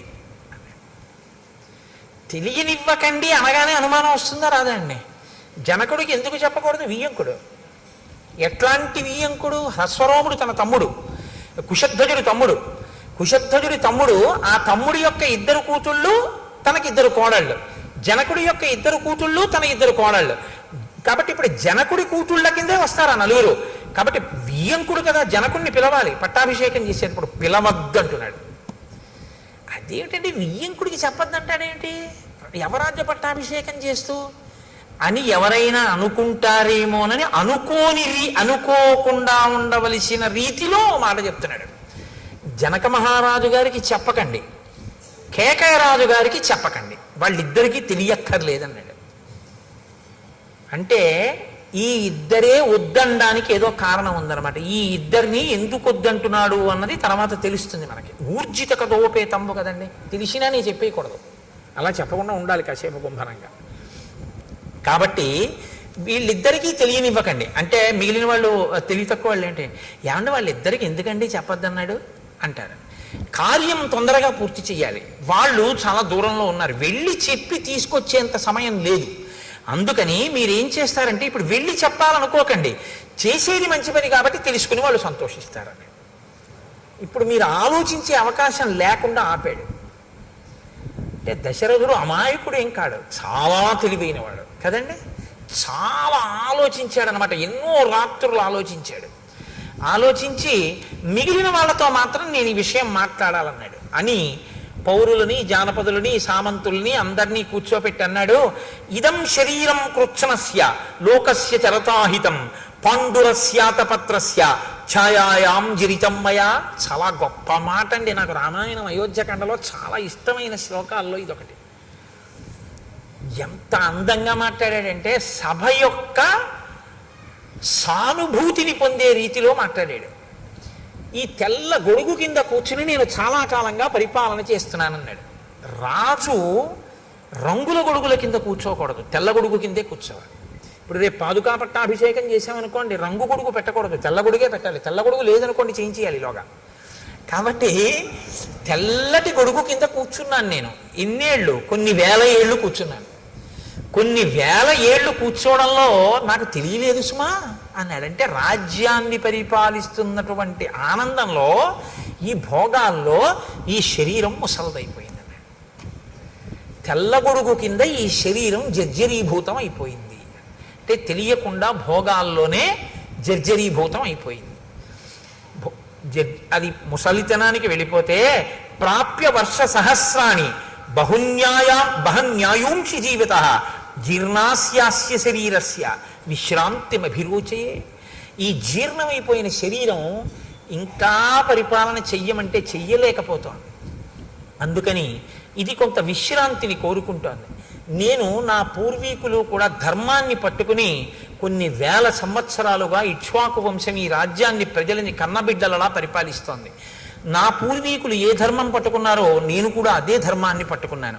మిమ్మల్ని కన్నబిడ్డల్లా పరిపాలించాను. నా ఓపిక ఉన్నన్నాళ్ళు పరిపాలించాను. ఇక నాకు పరిపాలించడానికి ఓపిక లేదు, విశ్రాంతిని పొందాలి. అనురూప సవైనాథో లక్ష్మీవాన్ లక్ష్మణగ్రజ త్రైలోక్యమపి నాథేన ఏనస్యాన్ అధవత్తరం. 3 లోకములను పరిపాలించగలిగినటువంటి దక్షుడైనటువంటి రాముడు నా కుమారుడు. కాబట్టి ప్రజలకు హితకరమైనటువంటి రీతిలో పరిపాలన చెయ్యగలిగిన వాడు. కాబట్టి రాముడికి యవ్వరాజ్య పట్టాభిషేకం చెయ్యాలనుకుంటున్నాను. ఎవరో ఒక్కడే ఆలోచించి తీసుకున్నటువంటి నిర్ణయం అంత గొప్పగా ఉండదు. తటస్థులై అంటే అటు ఇటు చెందని వారైనటువంటి వారు ఆలోచించి చెప్పినటువంటి నిర్ణయంలో పక్షపాతం ఉండదు. కాబట్టి మీరు బాగా ఆలోచించి చెప్పండి, మీరు ఎలా చెప్తే నేను అలా చేస్తాను, ఇవ్వనా రాముడికి రాజ్యాన్ని అన్నాడు. అంటే సభంతా ఒక్కసారండి, అనేక వర్ష సహస్రో వృద్ధస్త్వమసి పార్థివ సరామం యువరాజానం అభిషించస్వ పార్థివం ఇచ్ఛామోహి మహాబాహుం రఘువీరం మహాబలం గజేన మహతాయాంతం రామం ఛత్రవృతాననం. రాజా, నువ్వు కొన్ని వేల సంవత్సరములు పరిపాలించావు, బడలిపోయావు. మాకు కోరికగా ఉంది, ఎప్పుడెప్పుడు రాముడు రాజవుతాడా, ఎప్పుడెప్పుడు అంబారీ ఏనుగు మీద పెడతాడా, ఎప్పుడెప్పుడు తెల్లగొడుగు కింద కూర్చుని యువరాజుగా పెడతాడా, ఎప్పుడు చూస్తామా. వీళ్ళప్పుడే కళని ఇంకొంచెం ముందుకు తీసుకెళ్ళిపోయారు. మాకు అలా ఉందని చూడాలనుంది అన్నారు. దశరథుడి ప్రజ్ఞ ఎక్కడుందో తెలుసా అండి? ఇప్పుడు సభ చేత ఆమోద ముద్ర వేయిస్తున్నాడు. ప్రజలందరూ కోరుకున్నారా రాముడు రాజు కావాలని అన్న విషయాన్ని తీసుకొస్తున్నాడు అనమాట ప్రస్తావనలోకి. నా నిర్ణయం కాదు, ప్రజలందరూ కోరుకున్నారంటున్నారంటే ఏదో భయం ఉంది. తనే నిర్ణయం చేశానని చెప్పడానికి భయపడుతున్నాడు. అధికారం తనకున్న, రాముడిని రాజు చేయడానికి తనకు అధికారం ఉంది, పెద్ద కొడుకుని చేసేయచ్చు. కానీ నేనే చేశానండి పెద్ద కొడుకుని రాజుని అంటే ఎలా చేస్తావయ్యా అనేవాడు ఎవడో ఉన్నాడనమాట. ఎలా చేస్తావయ్యా అనేవాడు ఉన్నాడంటే అలా అనడానికి అవకాశం తను ఇచ్చాడనమాట ఎవరికో. అలా అనేవాడు ఎవడైనా ఉన్నవాడు వచ్చి అలా అంటాడేమోనన్న భయంతో రాజన్నవాడు ప్రజలు మెచ్చుకున్నవాడై ఉండాలి. ప్రజలందరూ కోరుకున్నారు, రాముడికి రాజ్యం ఇచ్చాను అనిపించడానికి సభ చేత ఆమోదముద్ర వేయిస్తున్నాడు. ఎంత తెలివిగా వేయించాడో తెలుసా అండి? శృత్యైవ వచనం యన్మే రాఘవం పతిమిచ్చద రాజాన సంశయోయం వే కిమిదం మృతతత్వతః కథం ను మయి ధర్మేణ పృథివీం అనుశాసతి భవంతో ద్రష్టుమిచ్చంతి యువరాజం మమాత్మజం. మీరు నిజంగా చెప్పండి, నేను ఇన్ని వేల సంవత్సరములు ధర్మంగా పరిపాలించాను కదా రాజా, ఇప్పుడు మీరేమి ముసిరివారైపోడండి, చక్కగా ఓపికగా ఉన్నారు కదా, పరిపాలిస్తున్నారు కదా, మీరే ఉండండి. ఇప్పుడు ఇందులో మంగళకరంగా ఏదో కొత్తగా యువరాజ్య పట్టాభిషేకం ఏంటి అలా ఉండటే హాయిగా మీరే చేయండి అన్నం మానేసి రాముడినే తీసుకొచ్చేయండి పెట్టేయండి అంటున్నారు కదా. ఒరే, మీకు నా పాలనలో లోపం కనపడిందా? రాముడిలో నాకన్నా గుణాలు కనపడ్డాయా? ఏవి చెప్పండి అన్నాడు. అంటే ప్రజలు ఎంతగా కోరుకున్నారో చెప్పించాలనుకున్నాడు. వాళ్ళన్నారు, బహవో నృప కళ్యాణ గుణాః పుత్రస్య సంతితే. నాయనా మహానుభావ, ఏం చెప్పమంటావు? నీ కొడుకుకి ఎన్ని కళ్యాణ గుణాలున్నాయో! ధర్మజ్ఞ, సత్యసంధశ్చ, శీలవాననసూయకః, క్షాంతః, శాంతయిత, శ్లేక్షణః, కృతజ్ఞో, విజితేంద్రియః. రాజు అయినటువంటి వాడు మృదు స్వభావి అయి ఉండాలి. తీవ్రమైన శిక్షలు, వ్యగ్రతతో కూడిన బుద్ధి ఉన్నవాడు కాకూడదు. ప్రజలు ఎలా కోరుకుంటారో ఆ మాటలు ప్రజలు అన్నారంటే రాముడు అటువంటి వాడు కాబట్టి అంటారు. ఎందుకు? ధర్మజ్ఞ, ఆయనకి ధర్మం తెలుసు. సత్యసంధశ్చ, మాట తప్పడం, అబద్ధం ఆడడం. శీలవాన్ అనసూయక, మంచి స్వభావం ఉన్నవాడు, ఎవ్వరి యందు అసూయ లేనివాడు. క్షాంత, ఓర్పు ఉన్నవాడు. శాంతయిత, ఆయన మాట్లాడేటప్పుడు కుపితులను, చాలా బాధతో ఉన్న వాళ్ళని, ఇబ్బందుల్లో ఉన్న వాళ్ళని ఓదార్పుగా మాట్లాడతాడు తప్ప అవతలవాడు కష్టంలో ఉన్నాడు కదా అని మరింత ఏడిచేలా మాట్లాడడం ఆయనకి రాదు. కాబట్టి శాంతయిత, శ్లేక్షణ, అత్యంత మృదువైనటువంటి స్వభావం ఉన్నవాడు. కృతజ్ఞో, చేసిన ఉపకారాన్ని మరిచిపోనివాడు. విజితేంద్రియ, ఇంద్రియములను గెలిచినటువంటి వాడు. ప్రియవాదీచ భూతానాం సత్యవాదీచ రాఘవ, బహుశ్రుతానాం వృద్ధానాం బ్రాహ్మణానాం ఉపాసిత. బాగా చదువుకున్నటువంటి వృద్ధుల్ని, బ్రాహ్మణుల్ని ఉపాసించేటటువంటి లక్షణము కలిగినటువంటి వాడు. ప్రియవాది, చాలా ప్రియముగా మాట్లాడేవాడు. అన్ని భూతముల పట్ల గౌరవం కలిగినటువంటి వాడు. సత్యవాది అయిన వాడు. అటువంటి వాడు రాజు కావాలని మేము కోరుకోమా? వ్యసనేషు మనుష్యానాం భృశం భవతి దుఃఖితః, ఉత్సవేషు సర్వేషు పితేవ పరితుష్యతి. చాలా చమత్కారమైనటువంటి మాట అన్నారు వాళ్ళు. వ్యసనేషు మనుష్యానాం భృశం భవతి దుఃఖితః. ప్రజలు కష్టంలో ఉన్నప్పుడు తెలుసుకుని వాళ్ళు కష్టపడ్డారని బాధపడుతూనే ఉంటాడు రాముడు. ప్రజల్ని సుఖపెట్టడంలో తండ్రిలా సుఖపెడతాడు. ఏమిటి మాట అంటే, రాముడు పరిపాలన చెయ్యడం అంటే ఎలా ఉంటుందంటేట, ప్రజలకు ఒక కష్టం వచ్చింది అనుకోండి, ఆ కష్టం తీరిపోయిన తర్వాత రాముడు మాత్రం, ప్రజలు ఆ కష్టం మర్చిపోయారు, రాముడు మర్చిపోతాడు. నేను రాజునై ఉండగా ఒకానొకప్పుడు ప్రజలంతా కష్టపడ్డారు, నేను వాళ్ళని అప్పుడు సుఖ పెట్టలేకపోయానని ఇప్పటికీ తలుచుకు ఏడుస్తాట. ఇది అమ్మ లక్షణం అన్నారు. దానికి ఒక అద్భుతమైనటువంటి ఉపమానం ఇచ్చారు ఒక పెద్దలు అయిన వారు. ఒక వ్యాఖ్యానంలో ఒక తల్లి ఓ పసిపిల్లవాడిని తీసుకుని అక్కడ కూర్చోపెట్టుకుంది, బియ్యం ఏరుకుంటోంది. ఎవరో ఇంకో అమ్మలక్క వచ్చింది, ఈవిడ మాట్లాడుకుంటున్నారు. ఈ పిల్లవాడు తెలియని వాడు పాకుతూ వెళ్ళి పక్కనున్న పాడుపడ్డ బావిలో పడిపోయాడు. అమ్మా అని ఏడిచాడు. బాగా చీకటిగా ఉంది, నుయ్యి అందులో పడిపోయాడు. అయ్యో పిల్లాడు పడిపోయాడు గుండెలు బాదుకుంది ఆవిడ. బాదుకుంటే చుట్టుపక్కల వాళ్ళు వచ్చారు, నిచ్చెనేసుకున్నారు, లోపలికి దిగారు. అదృష్టవశాత్తు ఇసుక కయ్య ఉంది అక్కడ. పిల్లవాడికి ఏం అవ్వలేదు. వాడు చిరునవ్వు నవ్వుతున్నాడు. వాడిని పైకి తీసుకొచ్చారు. ఒళ్ళేం దెబ్బలు తగలలేదు, రక్ష పెట్టారు. వాడు పెరిగాడు, పెద్దవాడు అయిపోయాడు. ఆ తర్వాత 20 ఏళ్ల తర్వాత గుంటూరులో రామాయణం జరుగుతుంది. ఈవిడ అక్కడికి వచ్చి ఈవిడ రామాయణానికి వచ్చింది. అప్పుడు బియ్యం ఏరుకుంటుంటే వచ్చిన ఆవిడ రామాయణానికి వచ్చింది. అయిపోయి ప్రసాదం దగ్గర ఇద్దరు కలుసుకున్నారు. ఈవిడ్ని తీసుకెళ్ళడానికి ఈవిడ కొడుకు కారేసుకొచ్చాడు. అమ్మ వచ్చేస్తావా? తీసుకెళ్ళిపోతానన్నాడు. ఈ రెండో ఈవిడ మీరు ఇంతకుముందు ఒంగోలులో కదా ఉండేవారన్నారు. అవును, మీరెవరంటే నేను ఏదో సత్యవతిని, మీరు రుక్మిణి కదా అనుకున్నారు. ఇద్దరు మాట్లాడుకున్న తర్వాత ఈ పిల్లాడు అమ్మ వచ్చేస్తావా అన్నాడు. మన ఇద్దరం మాట్లాడుకుంటుంటే నూతిలో పడిపోయిన వాడేనా వీడు అందావిడ. అంటే అవునమ్మా, అప్పుడు మా పిల్లాడు నా అదృష్టం కొద్దీ బతికాడు, కానీ బియ్యం ఏరుకుంటూ మీతో మాట్లాడుతూ ఉండిపోయాను. పిల్లాడు నా అదృష్టం కొద్దీ దక్కాడు, నిజంగా ఏమైపోనో పిల్లాడని ఆవిడ ఇప్పుడు కళ్ళు ఒత్తుకుందిట. అప్పుడు పడిపోతే ఇప్పుడు కళ్ళు ఒత్తుకోవడం ఎందుకు అంటే, పిల్లాడి కష్టం తీరిపోయినా తల్లి మర్చిపోదు. తల్లి గుర్తు తెచ్చుకు బాధపడుతుంది. అది తల్లి మనసు. భృశం భవతి దుఃఖితః. రాముడు ఎప్పుడో ప్రజలకి కష్టం వచ్చినా తలుచుకు బాధపడతాడు, ఆ కష్టం పోయినా సరే. ఉత్సవేషు సర్వేషు పితేవ పరితుష్యతి. తండ్రి వాలంటరీ రిటైర్మెంట్ పెట్టేశాడు, ప్రావిడెంట్ ఫండ్ అమ్మేశాడు, అన్నీ కలిపి కొడుకు ఇచ్చేశాడు. కొడుకు అమెరికా వెళ్ళిపోయి అక్కడ ఏదో చదువుకున్నాడు, ఉద్యోగం వచ్చింది, పెద్దవాడు అయిపోయాడు. నాన్నగారంటే 6 కార్లు కొన్నానండి అన్నాడు. బ్రహ్మాండమైన ఇల్లు కట్టానండి అన్నాడు. తండ్రి అన్నీ ఇచ్చేశాడుగా, ఓ పెంకుటింట్లో ఉన్నాడు. రోహిణీ కార్తీ. ఈ రోహిణీ కార్తీలో నాన్నగారు ఈ మధ్యనే నాకు ప్రమోషన్ వచ్చింది కాబట్టి నాకు ఇంకో 1,00,000 రూపాయలు జీతం పెరిగింది నాన్నగారండి అని చెప్పి ఉత్తరం రాశాడు. ఈ పిచ్చి అయినా టైఫాయిడ్ వస్తే ఒరే ఒక్కసారి రారా అంటే, నాన్నగారండి ఇప్పుడే ప్రమోషన్ వచ్చింది నేను రాకూడదు, ఒక్క 4-5 రోజులు చూసి తగ్గకపోతే ఫోన్ చేయండి అన్నాడు వాడు. ఏదో తగ్గిపోయింది, ముసలాయన ఇంటికి వచ్చేసాడు. ఇప్పుడు ఈ ఉత్తరం వస్తే ఈయన తల మీద బట్ట వేసుకుని ఎదురింటికి పరిగెత్తుకెళ్ళి మా అబ్బాయికి 1,00,000 రూపాయలు జీతం పెరిగిందిట, ప్రమోషన్ వచ్చింది అని చెప్పాడు. ఈయన ఆ పిల్లాడికి డబ్బు ఇచ్చి పెంకుటింట్లో ఉన్నాడు. వాడికి 1,00,000 రూపాయలు పెరిగితే ఈయనకేం వచ్చింది? ఈయనకి టైఫాయిడ్ వస్తే వాడు చూడడానికి కూడా రాలేదు. అయినా మరి ఈయనకి ఎందుకు సంతోషం అంటే పితేవ పరితుష్యతి. తండ్రి తనదంతా కొడుక్కిచ్చేసి కొడుకు సంతోషంగా ఉంటే తను సంతోషిస్తాడు తప్ప తను సంతోషంగా ఉండి కొడుకు ఏమీ లేకపోయినా నేను సంతోషంగా ఉన్నాను కదా వాడు ఎలా పోతే నాకు ఎందుకని తండ్రి అనలేడు. కాబట్టి తనకి లేకపోయినా తన ప్రజలు సంతోషంగా ఉంటే తన సంతోషంగా ఉంటాడు రాముడు. మాకు కష్టం వస్తే కష్టం తీరిపోయి మేము సంతోషంలో ఉన్నా మాకెప్పుడో కష్టం వచ్చిందని ఎప్పుడూ బాధపడతాడు రాముడు. ఇంకింతకన్నా రాజు కావడానికి అర్హత ఏంటయ్యా? అందుకు ఇచ్చేసేయి, అవరాజ్య పట్టాభిషేకం చేసేయి రాముడికి, మేము సంతోషిస్తామన్నారు ప్రజలు. చాలా బాగుంది అన్నాడు, పొంగిపోయాడు. ఇటువంటి రాముడికి ఎందుకు పట్టాభిషేకం చేయాలని మేము అంటున్నామో తెలుసా? వాళ్ళు ఇంకొక బలమైన కారణం చూపించారు. స్త్రియో వృద్ధాస్తరుణ్యశ్చ సాయం ప్రాతః సమాహితాః సర్వాన్ దేవాన్ నమస్యంతి రామస్యార్థే యశస్వినః.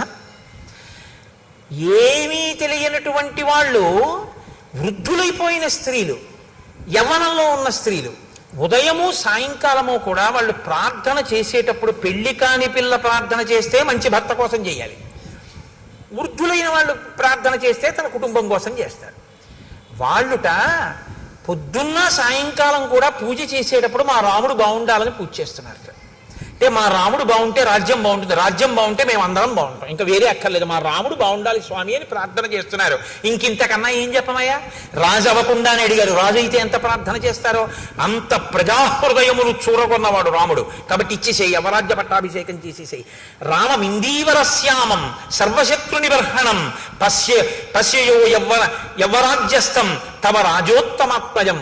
నీ కొడుకుకి నువ్వు రాజ్యం ఇచ్చి ఇందీవరశ్యాముడైనటువంటి రాముడు యువరాజు అయి తిరుగుతుంటే చూడాలనుందయ్యా, తొందరగా పట్టాభిషేకం చేయమన్నారు. వెంటనే దశరథుడు, బాగా గుర్తుపెట్టుకోండి, వశిష్ఠుణ్ణి అడగలేదు, జాబాలిని అడగలేదు, కాత్యాయనుణ్ణి అడగలేదు, ఏ పురోహితుణ్ణి అడగలేదు.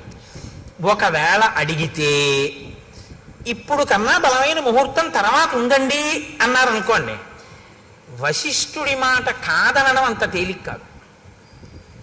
అలా కాదులేండి గురుగారు ఈ ముహూర్తానికి చేసేద్దాం అన్నారు అనుకోండి, వశిష్ఠుడన్న ముహూర్తం కాదని తను పెట్టుకున్న ముహూర్తాన్ని నిర్ణయం చేయగలడా కులగురువుని కాదని? అడగకుండా ఉంటే గొడవ వదిలిపోతుంది. అడగకుండా ఉంటే గొడవ వదిలిపోతుందంటే ఎప్పుడు పెట్టాలి ముహూర్తం? ఓ 6 నెలలు పోయాక చేద్దాం అనుకుంటున్నానండి అన్నాను అనుకోండి, తొందర ఏం లేదనమాట దశరథుడికి. చాలా తొందరగా చేసేద్దాం అనుకుంటున్నాను, ఇదే ముహూర్తం అండి అన్నాడు అనుకోండి, పక్కన వశిష్ఠుణ్ణి పిలిచి, అదేమిటి అంటే తొందరగా పట్టాభిషేకం అయిపోవాలని ఎందుకో తొందరపడుతున్నాడు. ఎందుకు తొందరపడుతున్నాడు?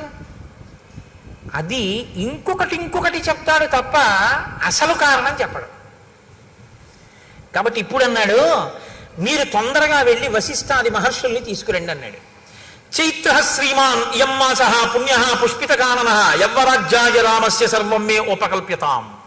చైత్రమాసానికి మధుమాసం అని పేరు, వైశాఖ మాసానికి మాధవ మాసం అని పేరు. ఈ 2 మాసములు నరుడు ఎలా బతకాలో నేర్పినటువంటి మహాపురుషులు 2 పుట్టారు. చైత్రమాసంలో మల్లెపువ్వు, వైశాఖ మాసంలో మామిడి పండు.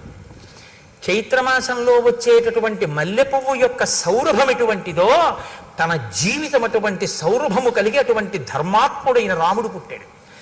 వైశాఖ మాసంలో మామిడి పండు మామిడి చెట్టు కదండి కాస్తుంది.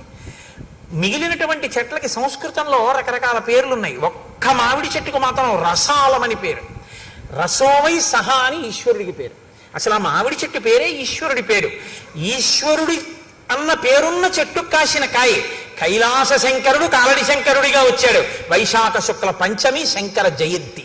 మనం మనుషులుగా ఎలా బతకాలో, వేదాన్ని ఎలా నేర్చుకోవాలో, ఎలా అనుష్ఠించాలో శంకర భగవత్పాదులు చెప్పారు.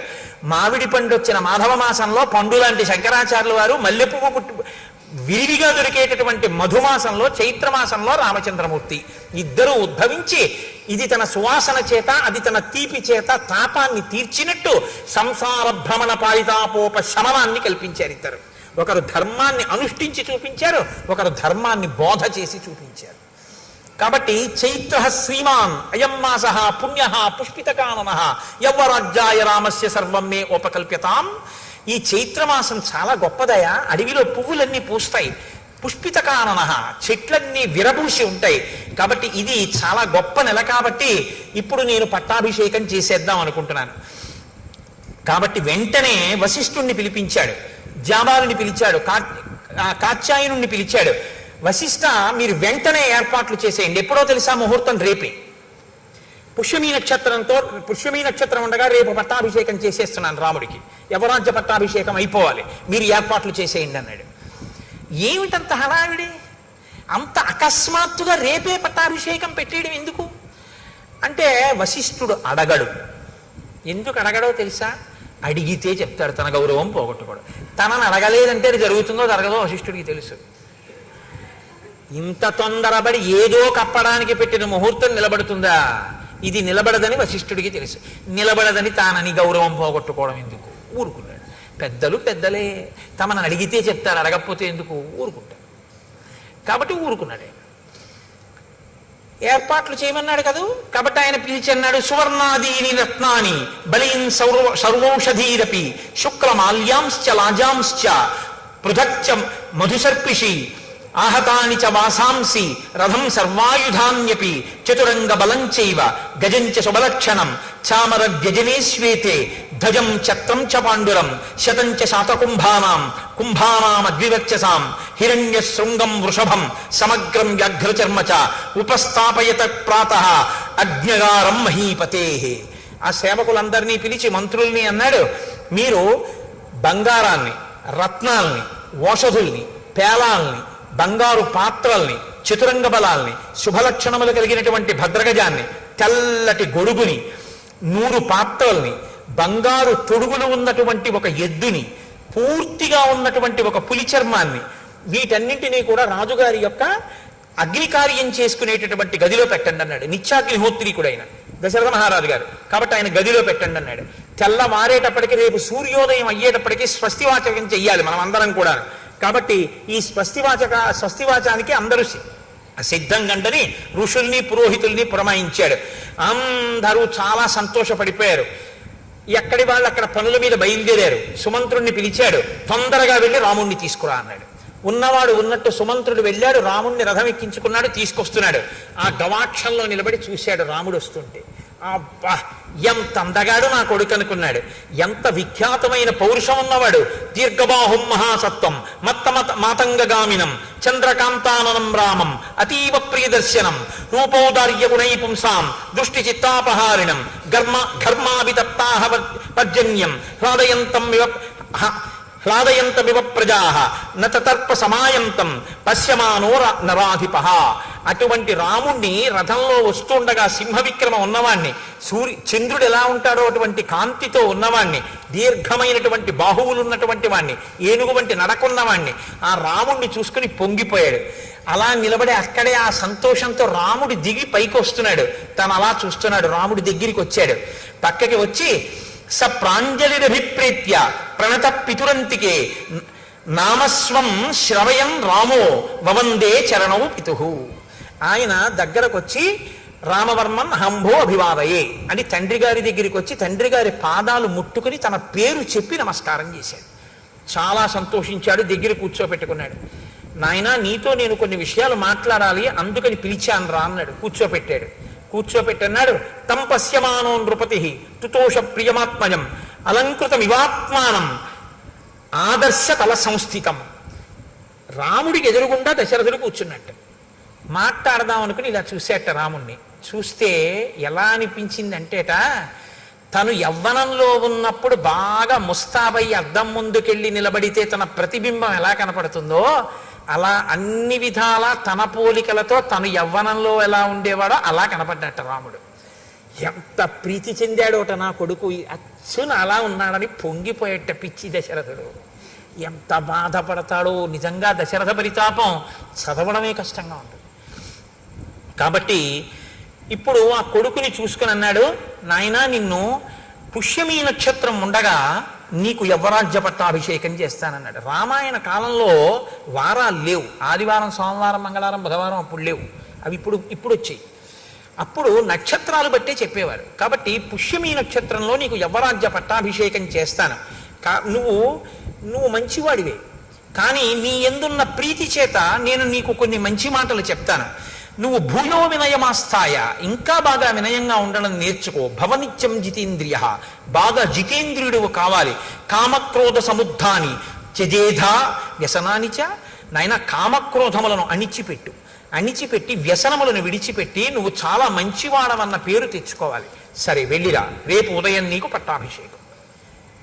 ఒక్క మాట అంటే ఒక్క మాట, అబ్బా నాన్నగారండి ఎంత మంచి మాట చెప్పారండి, మా ఫ్రెండ్స్కి వెళ్ళి పార్టీ ఇవ్వాలని ఏం అనలేదు. నువ్వు ఇంకా బాగా వృద్ధిలోకి రావాలి ఏమనలేదు. వచ్చాడు, నమస్కారం పెట్టాడు, నాన్నగారు చెప్పారు, విన్నాడు, వెళ్ళిపోయాడు. అంతే. అది రాముడు అంటే. కదలనివాడు ఆయన, కదులుతున్నవి మిగిలినవి. వెళ్ళిపోయాడు. వెళ్ళిపోయిన తర్వాత వశిష్ఠాదుల్ని పిలిచాడు. ఓ మాట చెప్పాడు, నువ్వు వెళ్ళి ఉపవాస వ్రతం చేయించు సీతారాములతో అన్నాడు. అని మళ్ళీ అంతఃపురంలోకి వెళ్ళాడు. మళ్ళీ సుమంత్రుడిని పిలిచాడు. మళ్ళీ వెళ్ళి రాముణ్ణి అకస్మాత్తుగా తీసుకురాను. అంటే మీకు ఒక విషయం బాగా గమనించాలి. ఇప్పుడు దశరథుడు మనస్సు స్థిరంగా లేదు, ఏదో భయపడుతున్నాడు. ఆ పని అవుతుందా, చాలా ఉద్వేగంగా ఉన్నాడు. రాముడికి పట్టాభిషేకం చేసేస్తానా, అయిపోతే బాగున్నాం, ఏదో కంగారు పడిపోతున్నాడు. మళ్ళీ పిలవమన్నాడు. మళ్ళీ వెళ్ళాడు సుమంత్రుడు. ఆశ్చర్యపోయాడు రాముడు. అదేంటి ఇప్పుడే వచ్చావు అన్నాడు. దశరథుడు మళ్ళీ పిలుస్తున్నాడు. వస్తావో రావో నీ ఇష్టం అన్నాడు. తప్పకుండా వస్తాను, కానీ నాన్నగారు మళ్ళీ వెంటనే ఎందుకు పిలిచారు? మళ్ళీ వెళ్ళాడు. మళ్ళీ వెళ్ళి అంతఃపురంలో మళ్ళీ ఎదురుగుండా వెళ్ళి నమస్కారం చేసి నించున్నాడు. కూర్చున్నాడు. అనుభూతాని చేష్టాని మయా వీర సుఖాన్యపి దేవర్షి పితృ విప్రాణం అనృణోస్మి తథాత్మనః.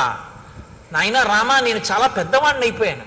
నేను ఎన్ని భోగాలు అనుభవించాలో అన్ని నేను అనుభవించేశాను. దేవర్షి పితృ విప్రాణం, దేవతల యొక్క, పితృ అంటే తండ్రి యొక్క, విప్ర బ్రాహ్మణుల యొక్క, మధ్యలో దేవర్షి ఋషుల యొక్క రుణాన్ని నేను తీర్చేసుకున్నాను. కాబట్టి నా ప్రయోజనం పూర్తయిపోయింది. అనేక యజ్ఞయాగాలు చేశాను, దేవతల రుణం తీర్చుకున్నాను. ఋషులు ఇచ్చినటువంటివి చదువుకున్నాను, ఋషి రుణం తీర్చుకున్నాను.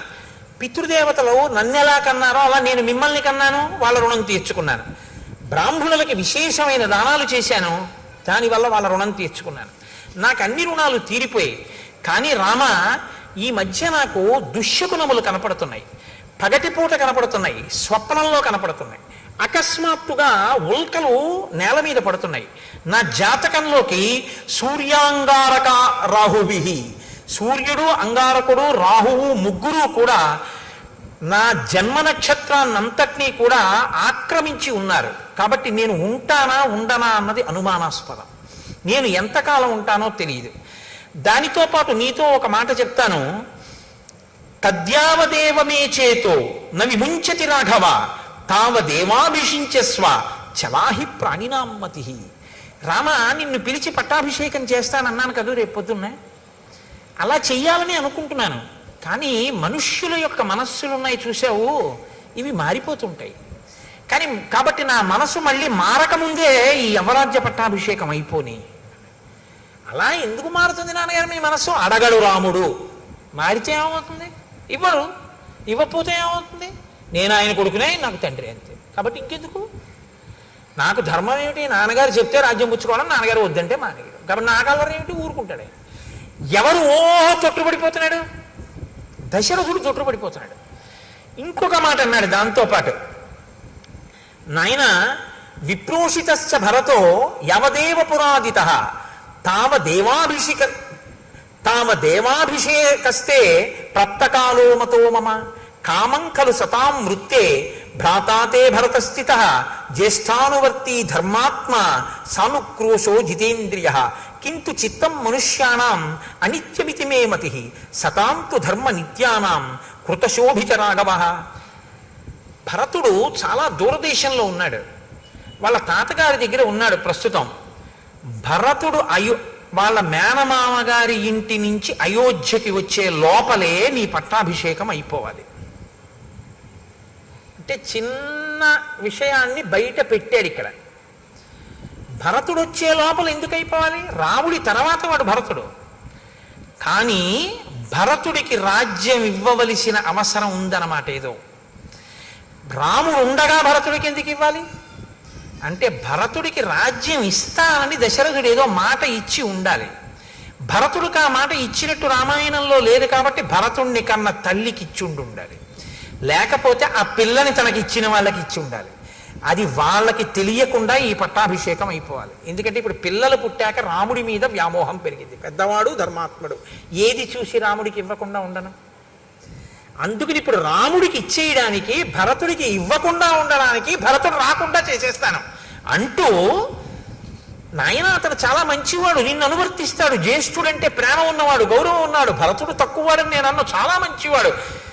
కానీ రామ ఏం చెప్పగలం, ఎవరి మనసులు ఎప్పుడు ఎలా ఉంటాయో అంటే. లోపల ఏమిటంటే, ఒకవేళ భరతుడికి రాజ్యం ఇమ్మని ఎవరైనా అడిగినా నువ్వు మాట ఇచ్చావు కదా ఈ అన్నా, అలా నాకు అక్కర్లేదు రాముడికే ఇవ్వండి అని భరతుడు అంటాడని ఒక నమ్మకం. ఏమో రాజ్యం కదా, మీరు మాట ఇచ్చారు కదా నాన్నగారు నాకే చేయండి అంటాడేమో అని భయం. అందుకని ఎవరి మనసులు ఎలా ఉంటాయో అన్నాడు. అని మళ్ళీ అన్నాడు, బయలుదేరు వెళ్ళి ఉపవాసం చేయి, రేపు పొద్దున్న ఇచ్చేస్తాను, పట్టాభిషేకం చేసేస్తాను అంటే. ఎంత కదిలిపోతున్నాడో దశరథుడు.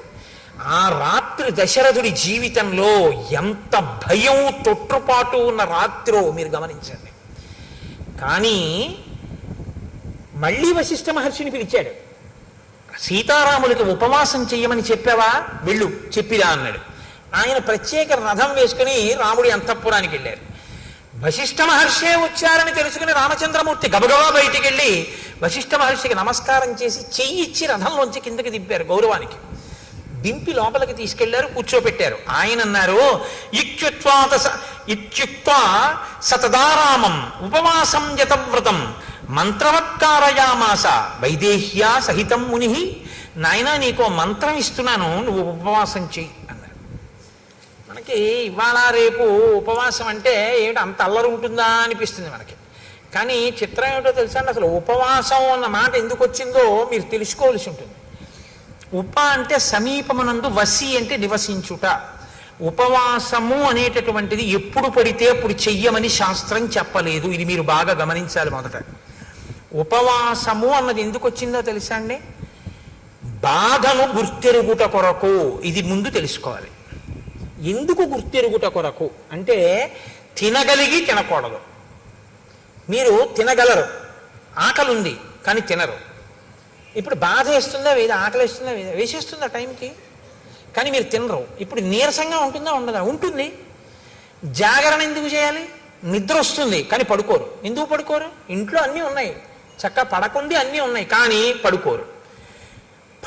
పడుకోకపోతే ఉండే బాధ ఏమిటో అనుభవిస్తారు, అన్నం తినకపోతే ఉండే బాధ ఏమిటో అనుభవిస్తారు. ఈ రెండు ఎందుకు అనుభవిస్తారు ఉపవాసంలో అని చెప్పారో తెలుసా అండి.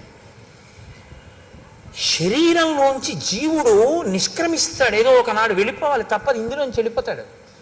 వెళ్ళిపోయినప్పుడు బాధతో వెళతాడు తప్ప సంతోషంతో వెళ్ళడు.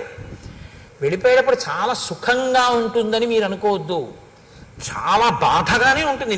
వినిర్ముక్తం అయ్యేటప్పుడు ఒక్కొక్కసారి 1,00,000 తేళ్లు కుట్టిన బాధ ఉంటుందని చెప్పారు.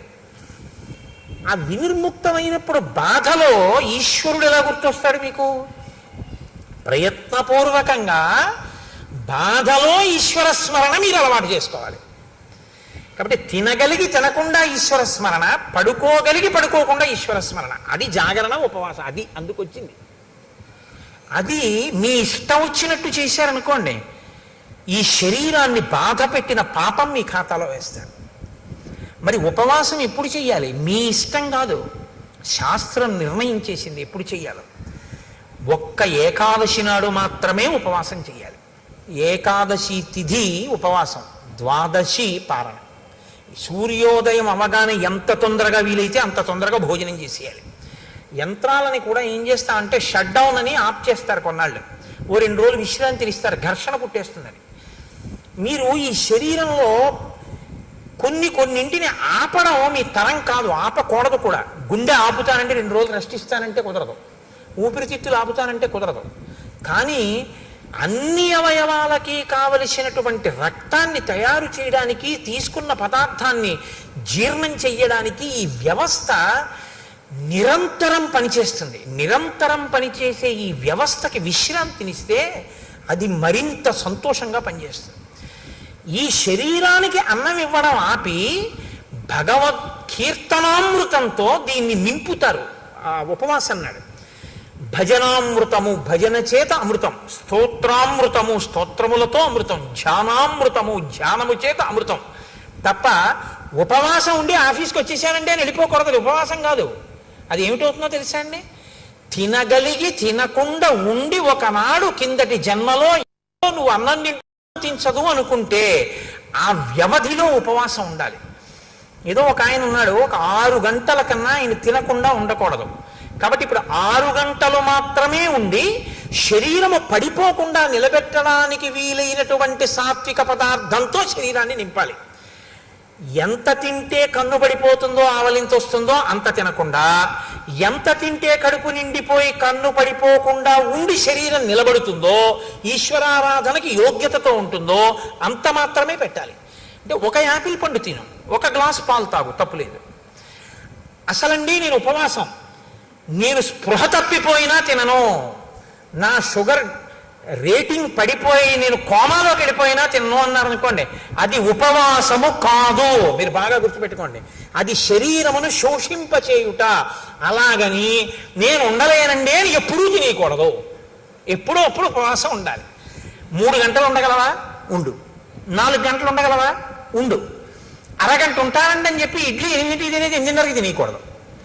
ఏదో ఒక రోజున నువ్వు ఉండగలిగిన వ్యవధి చూసుకుని ఉపవాసం చెయ్యాలి. ఆ ఉపవాసంలో ఏం చెయ్యాలి అంటే, మీరు రోజల్లా ఉపవాసం ఉన్నారనుకోండి, రోజల్లా ఉపవాసం అంటే అర్థం ఏమిటో తెలుసా అండి? మీరు ధ్యానమునందు ఉండాలి. మార్చి మార్చి ఉపవాసం చేయాలి. మేము ఒకసారి సత్యనారాయణ వ్రతం అసలు శాస్త్రంలో ఎలా చెయ్యాలో అలా చేశాం. కాపవరంలో చేశాం కదా శర్మ గారు. పగలల్లా ఉపవాసం ఉండమంటుంది. స్కాందపురాణే రేవాఖండే అంటాం. అది చెప్పేదోటి మనం చేసేదోటి అనుకోండి. సత్యనారాయణ వ్రతం పొద్దున చేసేస్తాడు, అందులో ఎక్కడ పొద్దున చేయమని ఉండదు. ఉపవాసం ఉండి సాయంకాలం చేయి, గోమయంతో అలుకక్కడని ఉంటుంది. ఎవడో ఆవు పేడతో అలికేవాడు ఉండడం. ఆ మంటపాన్ని దానం చేసేయని ఉంటుంది. నిన్ను ఎవడ పెట్టమన్నాడు? అష్టలక్ష్మి వెండి చెంబు. మంటపం దానం చేసి చెంబు వీడు దాచేసుకుంటాడు. ఇంకా మంటపం దానం ఏమిటి? వ్రతమా వ్రత భంగమా? నువ్వు ఇవ్వగలిగిన రాగి చెంబే పెట్టి నిన్ను ఎవడెట్టమన్నాడు? మీ ఇంట్లో ఉంది అష్టలక్ష్మి చెంబని. అష్టలక్ష్మి చెంబు పెట్టడం ఎందుకు? మంటపం దానం చేసి చెంబు దాచేసుకోవడం ఎందుకు? చెంబెట్టి దానం మంటపం ఇచ్చేస్తే చెంబు కూడా పోయిందంతే. ఇచ్చేసేయి, సంతోషంగా ఇచ్చేసేయి, ఏడుస్తూ ఇవ్వకు మళ్ళీ అదో గొడవ. కాబట్టి చేసేటప్పుడు పురాణం ఎలా చెప్పిందో అలా చెయ్యాలి. కల్పం అంటారు, అంతేగాని మన ఇష్టం వచ్చినట్టు మనం చేయకూడదు. పగలంతా ఉపవాసముండుట అంటే మార్చి మార్చి ఈశ్వర సేవ చేస్తూ ఆయనకు దగ్గరగా ఉండాలి.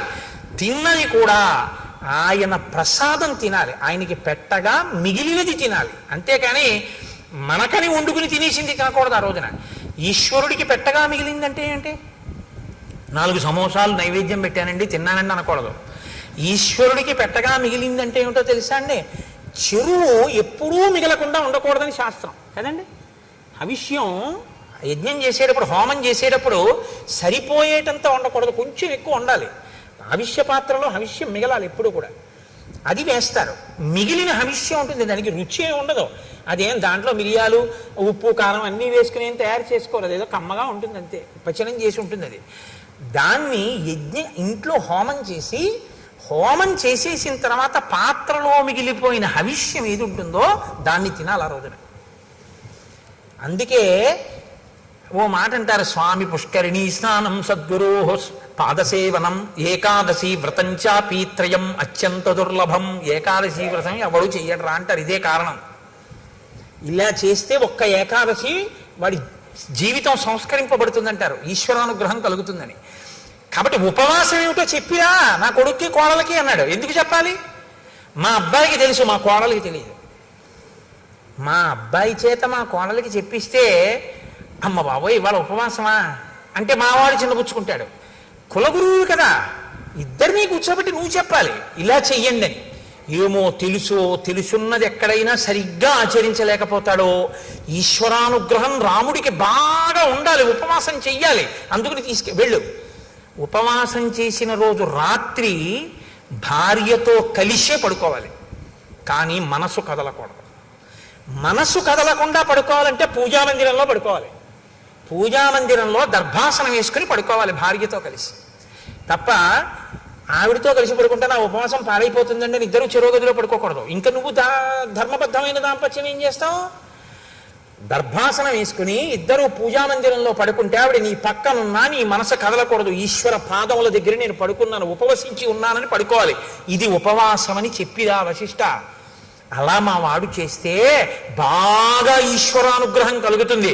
కలిగితే నేను అనుకున్న సంకల్పం నెరవేరుతాను. నెరవేరితే రేపు వాడికి పట్టాభిషేకం అయిపోతుంది. అయిపోతే అమ్మయ్య నాకు పెద్ద బరువు తీరిపోతుంది.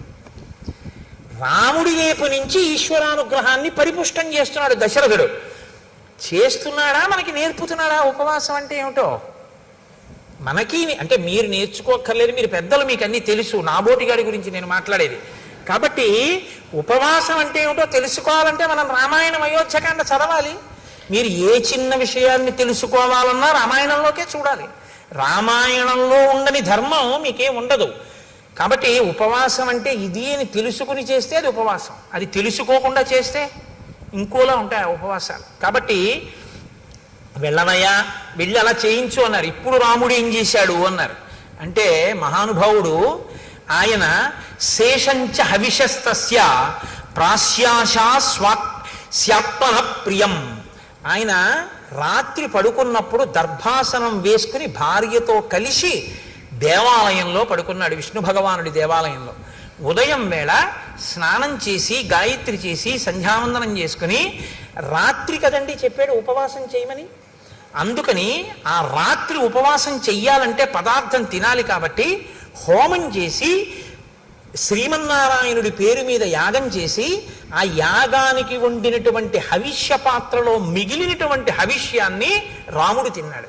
రాముడు తిన్నాడు అని చెప్తే సీతమ్మ కూడా తిన్నట్టే. వాళ్ళిద్దరూ ఆ హవిష్యాన్ని తిన్నారు. అర్థం లేని అనుమానాలు చాలా ఎక్కువ. అసలు సిద్ధాంతం తెలుసుకోరు. దీపంలో 2 ఒత్తులు వేయాలా 3 ఒత్తులు వేయాలా, బతికున్నన్నాళ్ళు అది అనుమానం. లేకపోతే ఉపవాసం అంటే యాపిల్ పండు తినచ్చా సమోసా తినచ్చా. నాకు ఆశ్చర్యంగా ఉంటుంది. ఒకసారి వెంకటాచలం వెళితే నేను ప్రసాదాలలో ఉచిత ప్రసాదం ఇచ్చే దగ్గర ఒక ఆవిడ తీసుకుని నాకు ఇచ్చేసింది. ఇచ్చేస్తే నేను అనుకున్నాను, ఏమమ్మా మీరు పులిహార తినరా ఏమన్నాను అంటే, కాదండి నేను ఇవాళ ఉపవాసం అంది. ఆవిడ ఉపవాసం అంట వెంకటేశ్వర స్వామి ప్రసాదమే తిందట. ఏం ఉపవాసం, దేనికి చేస్తున్నట్టు ఉపవాసం? ఉపవాసం ఈశ్వరానుగ్రహం కోసం. ఈశ్వరానుగ్రహమే ప్రసాదం. ప్రసాదమునకు ఈశ్వరానుగ్రహం ప్రసాద రూపంలో ఇస్తారు మీకు.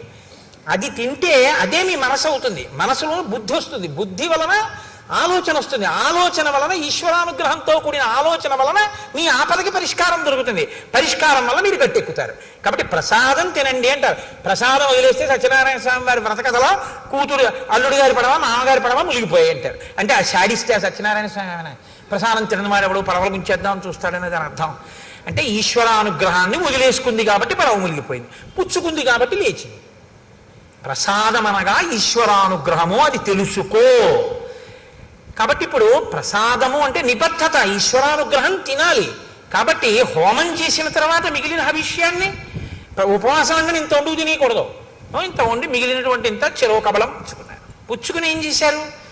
చక్కగా భూత్వానియతమానస శ్రీమత్యాయతనే విష్ణోహో శిష్యే నరవరాత్మజ.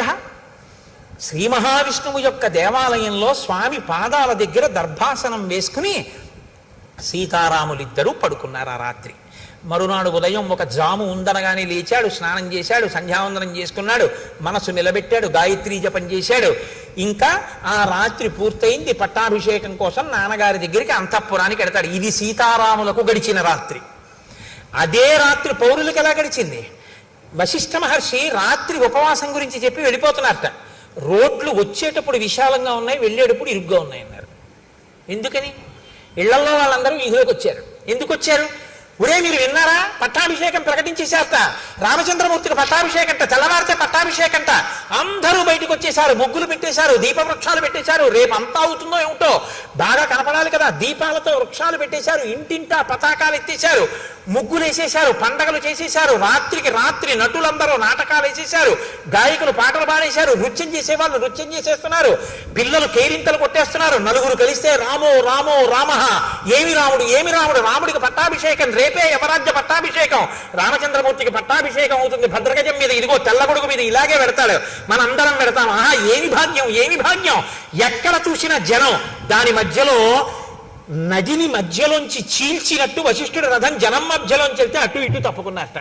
అంటే అకస్మాత్తుగా విన్నా రేపే కళ్యాణం అంటే పరమ ప్రీతితో మీ అందరూ ఇవాళ వచ్చేసినట్టు. రేపే పట్టాభిషేకం అంటే ఇంట్లో ఉన్న వాళ్ళందరూ వీధుల్లోకి వచ్చి ఎవరూ చెప్పకుండా పతాకాలు ఎగరేసేశారు, ముగ్గులు ఎత్తేశారు, దీపవృక్షాలు పెట్టేశారు, అందరూ పాడేసుకున్నారు, ఆడేసుకున్నారు, సంతోషపడిపోయారు. రేపు బాధ్యత పడిపోతుందేమో దీపస్తంభాలు పెట్టేశారు. ఇంత ఆనందపడిపోతున్నారంటే రాముడి పట్ల ప్రజలకి ఉన్నట్టు సంతోషం ఎంత గొప్పది. ఇలా ప్రజలకి తెల్లవారింది, ప్రజలకు అలా తెల్లవారింది, రాముడికి సీతమ్మకి అలా తెల్లవారింది, వశిష్ఠుడికి అలా తెల్లవారింది, దశరథుడికి ఎలా తెల్లవారింది. ఇవాళ ఎందుకులేండి, బుగ్గన చుక్క పెట్టుకుని సీతారాములు సంతోషంగా ఉన్నారు, కళ్యాణ రాముడి. ఇక్కడ వరకే విందాం. కాబట్టి ఏమవుతుందో ఆయనకే ఉండదు, ఆయన ధర్మాత్ముడు, ఇప్పుడే చెప్పినా ఆయన ఏమనుకోడు, ఆయనకి అన్నీ తెలుసు. కానీ మనమే ఇంకా అంత స్థితికి వెళ్ళిన అలా బుగ్గన చుక్క పెట్టుకుని జీలకర్ర బెల్లం పెట్టి ఉండగా మందర మాట్లాడడం చెప్పడం నా వల్ల కాదు. అందుకని రేపు ఎంత గొప్పగా కథ తిరుగుతుందో ఆ రాత్రి కథని రేపు రాత్రి వివరిస్తాను. ఇప్పుడు మనం ఒక్క 11 మాటలు రామనామ సంకీర్తనం చేద్దాం. తదనంతరం ఏదో ముఖ్య విషయాన్ని హరిప్రసాద్ గారు మీతో మాట్లాడాలనుకుంటున్నారు. అందుకని దయచేసి మీరు అలాగే కూర్చుని ఉండండి. అందులో ఇవాళ ఏదో మందర పుణ్యమాని ముందే వదిలేసావు మమ్మల్ని అనుకుంటున్నారు కాబట్టి, ఆత్మలో జీవాత్మతానై అలరుచున్నది రామనామము, రామనామము రామనామము రమ్యమైనది రామనామము, కర్మనేత్రదయము చేతను కానరానిది రామనామము, రామనామము రామనామము రమ్యమైనది రామనామము, 3 నదులను దాటు వారికి మోక్షలక్ష్మి రామనామము,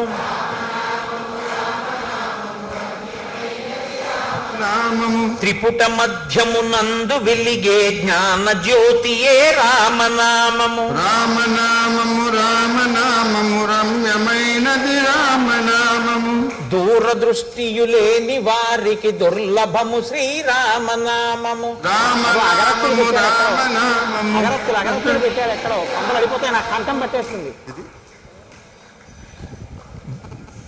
బ్రహ్మపుత్రక రాజ్య వీణా పక్షమైనది రామనామము, రామనామము రామనామము రమ్యమైనది రామనామము, పసితనంబున అభ్యసించిన పట్టుబడు శ్రీరామనామము, రామనామము రమ్యమైనది రామనామము, మరణకాలమునందు ముక్తి రమ్యమైనది రామనామము, ప్రణవమను ఓంకారనాద బ్రహ్మమే శ్రీరామనామము, రామనామము రామనామము రమ్యమైనది రామనామము, కోటి జన్మల పాపమెల్లను రూపుమాపును రామనామము, రామనామము రామనామము రమ్యమైనది రామనామము, జన్మ మృత్యు జరాది వ్యాధుల చక్కబరుచును రామనామము, రామనామము రామనామము రమ్యమైనది రామనామము, శిష్ట జనముల దివ్య దృష్టికి స్పష్టమగు శ్రీరామనామము, రామనామము రామనామము రమ్యమైనది రామనామము, గోచరంబగు జగతి లోపల గోప్యమైనది రామనామము, రామనామము రామనామము రమ్యమైనది రామనామము, రజతగిరిపతికి నెప్పుడు రమ్యమైనది శ్రీరామనామము, రామనామము రామ ఆయాస్తు మంగళం మంగళం కోసలేంద్రాయ మహనీయ గుణాత్మనే చక్రవర్తి తనూజ. తులసి అర్చన జరుగుతుంది. మీరందరూ కూడా యథాశక్తి మీకు తులసి అవకాశం ఉన్నంత వరకు కూడా తీసుకొచ్చి స్వామివారి సమర్పించి ఆ కార్యక్రమాన్ని చక్కగా నిర్వహించవలసిందిగా ప్రార్థిస్తున్నాను. అదేవిధంగా ఇందాక గురువు గారు మనవి చేసినట్టుగా రామకోటి పుస్తకాలు మళ్ళీ తెప్పించాం. మీరు కావాల్సిన వాళ్ళు ఆఫీస్లో అడిగి తీసుకొని దాన్ని సద్వినియోగం చేయాల్సిందిగా కోరుకుంటున్నాను. రోజు మీ అందరికి కూడా అదే అనుభూతి ఉందని నేను భావిస్తున్నాను. ఎన్నో సీతారామ కళ్యాణాలు మనం చూస్తుంటాం మన జీవితం.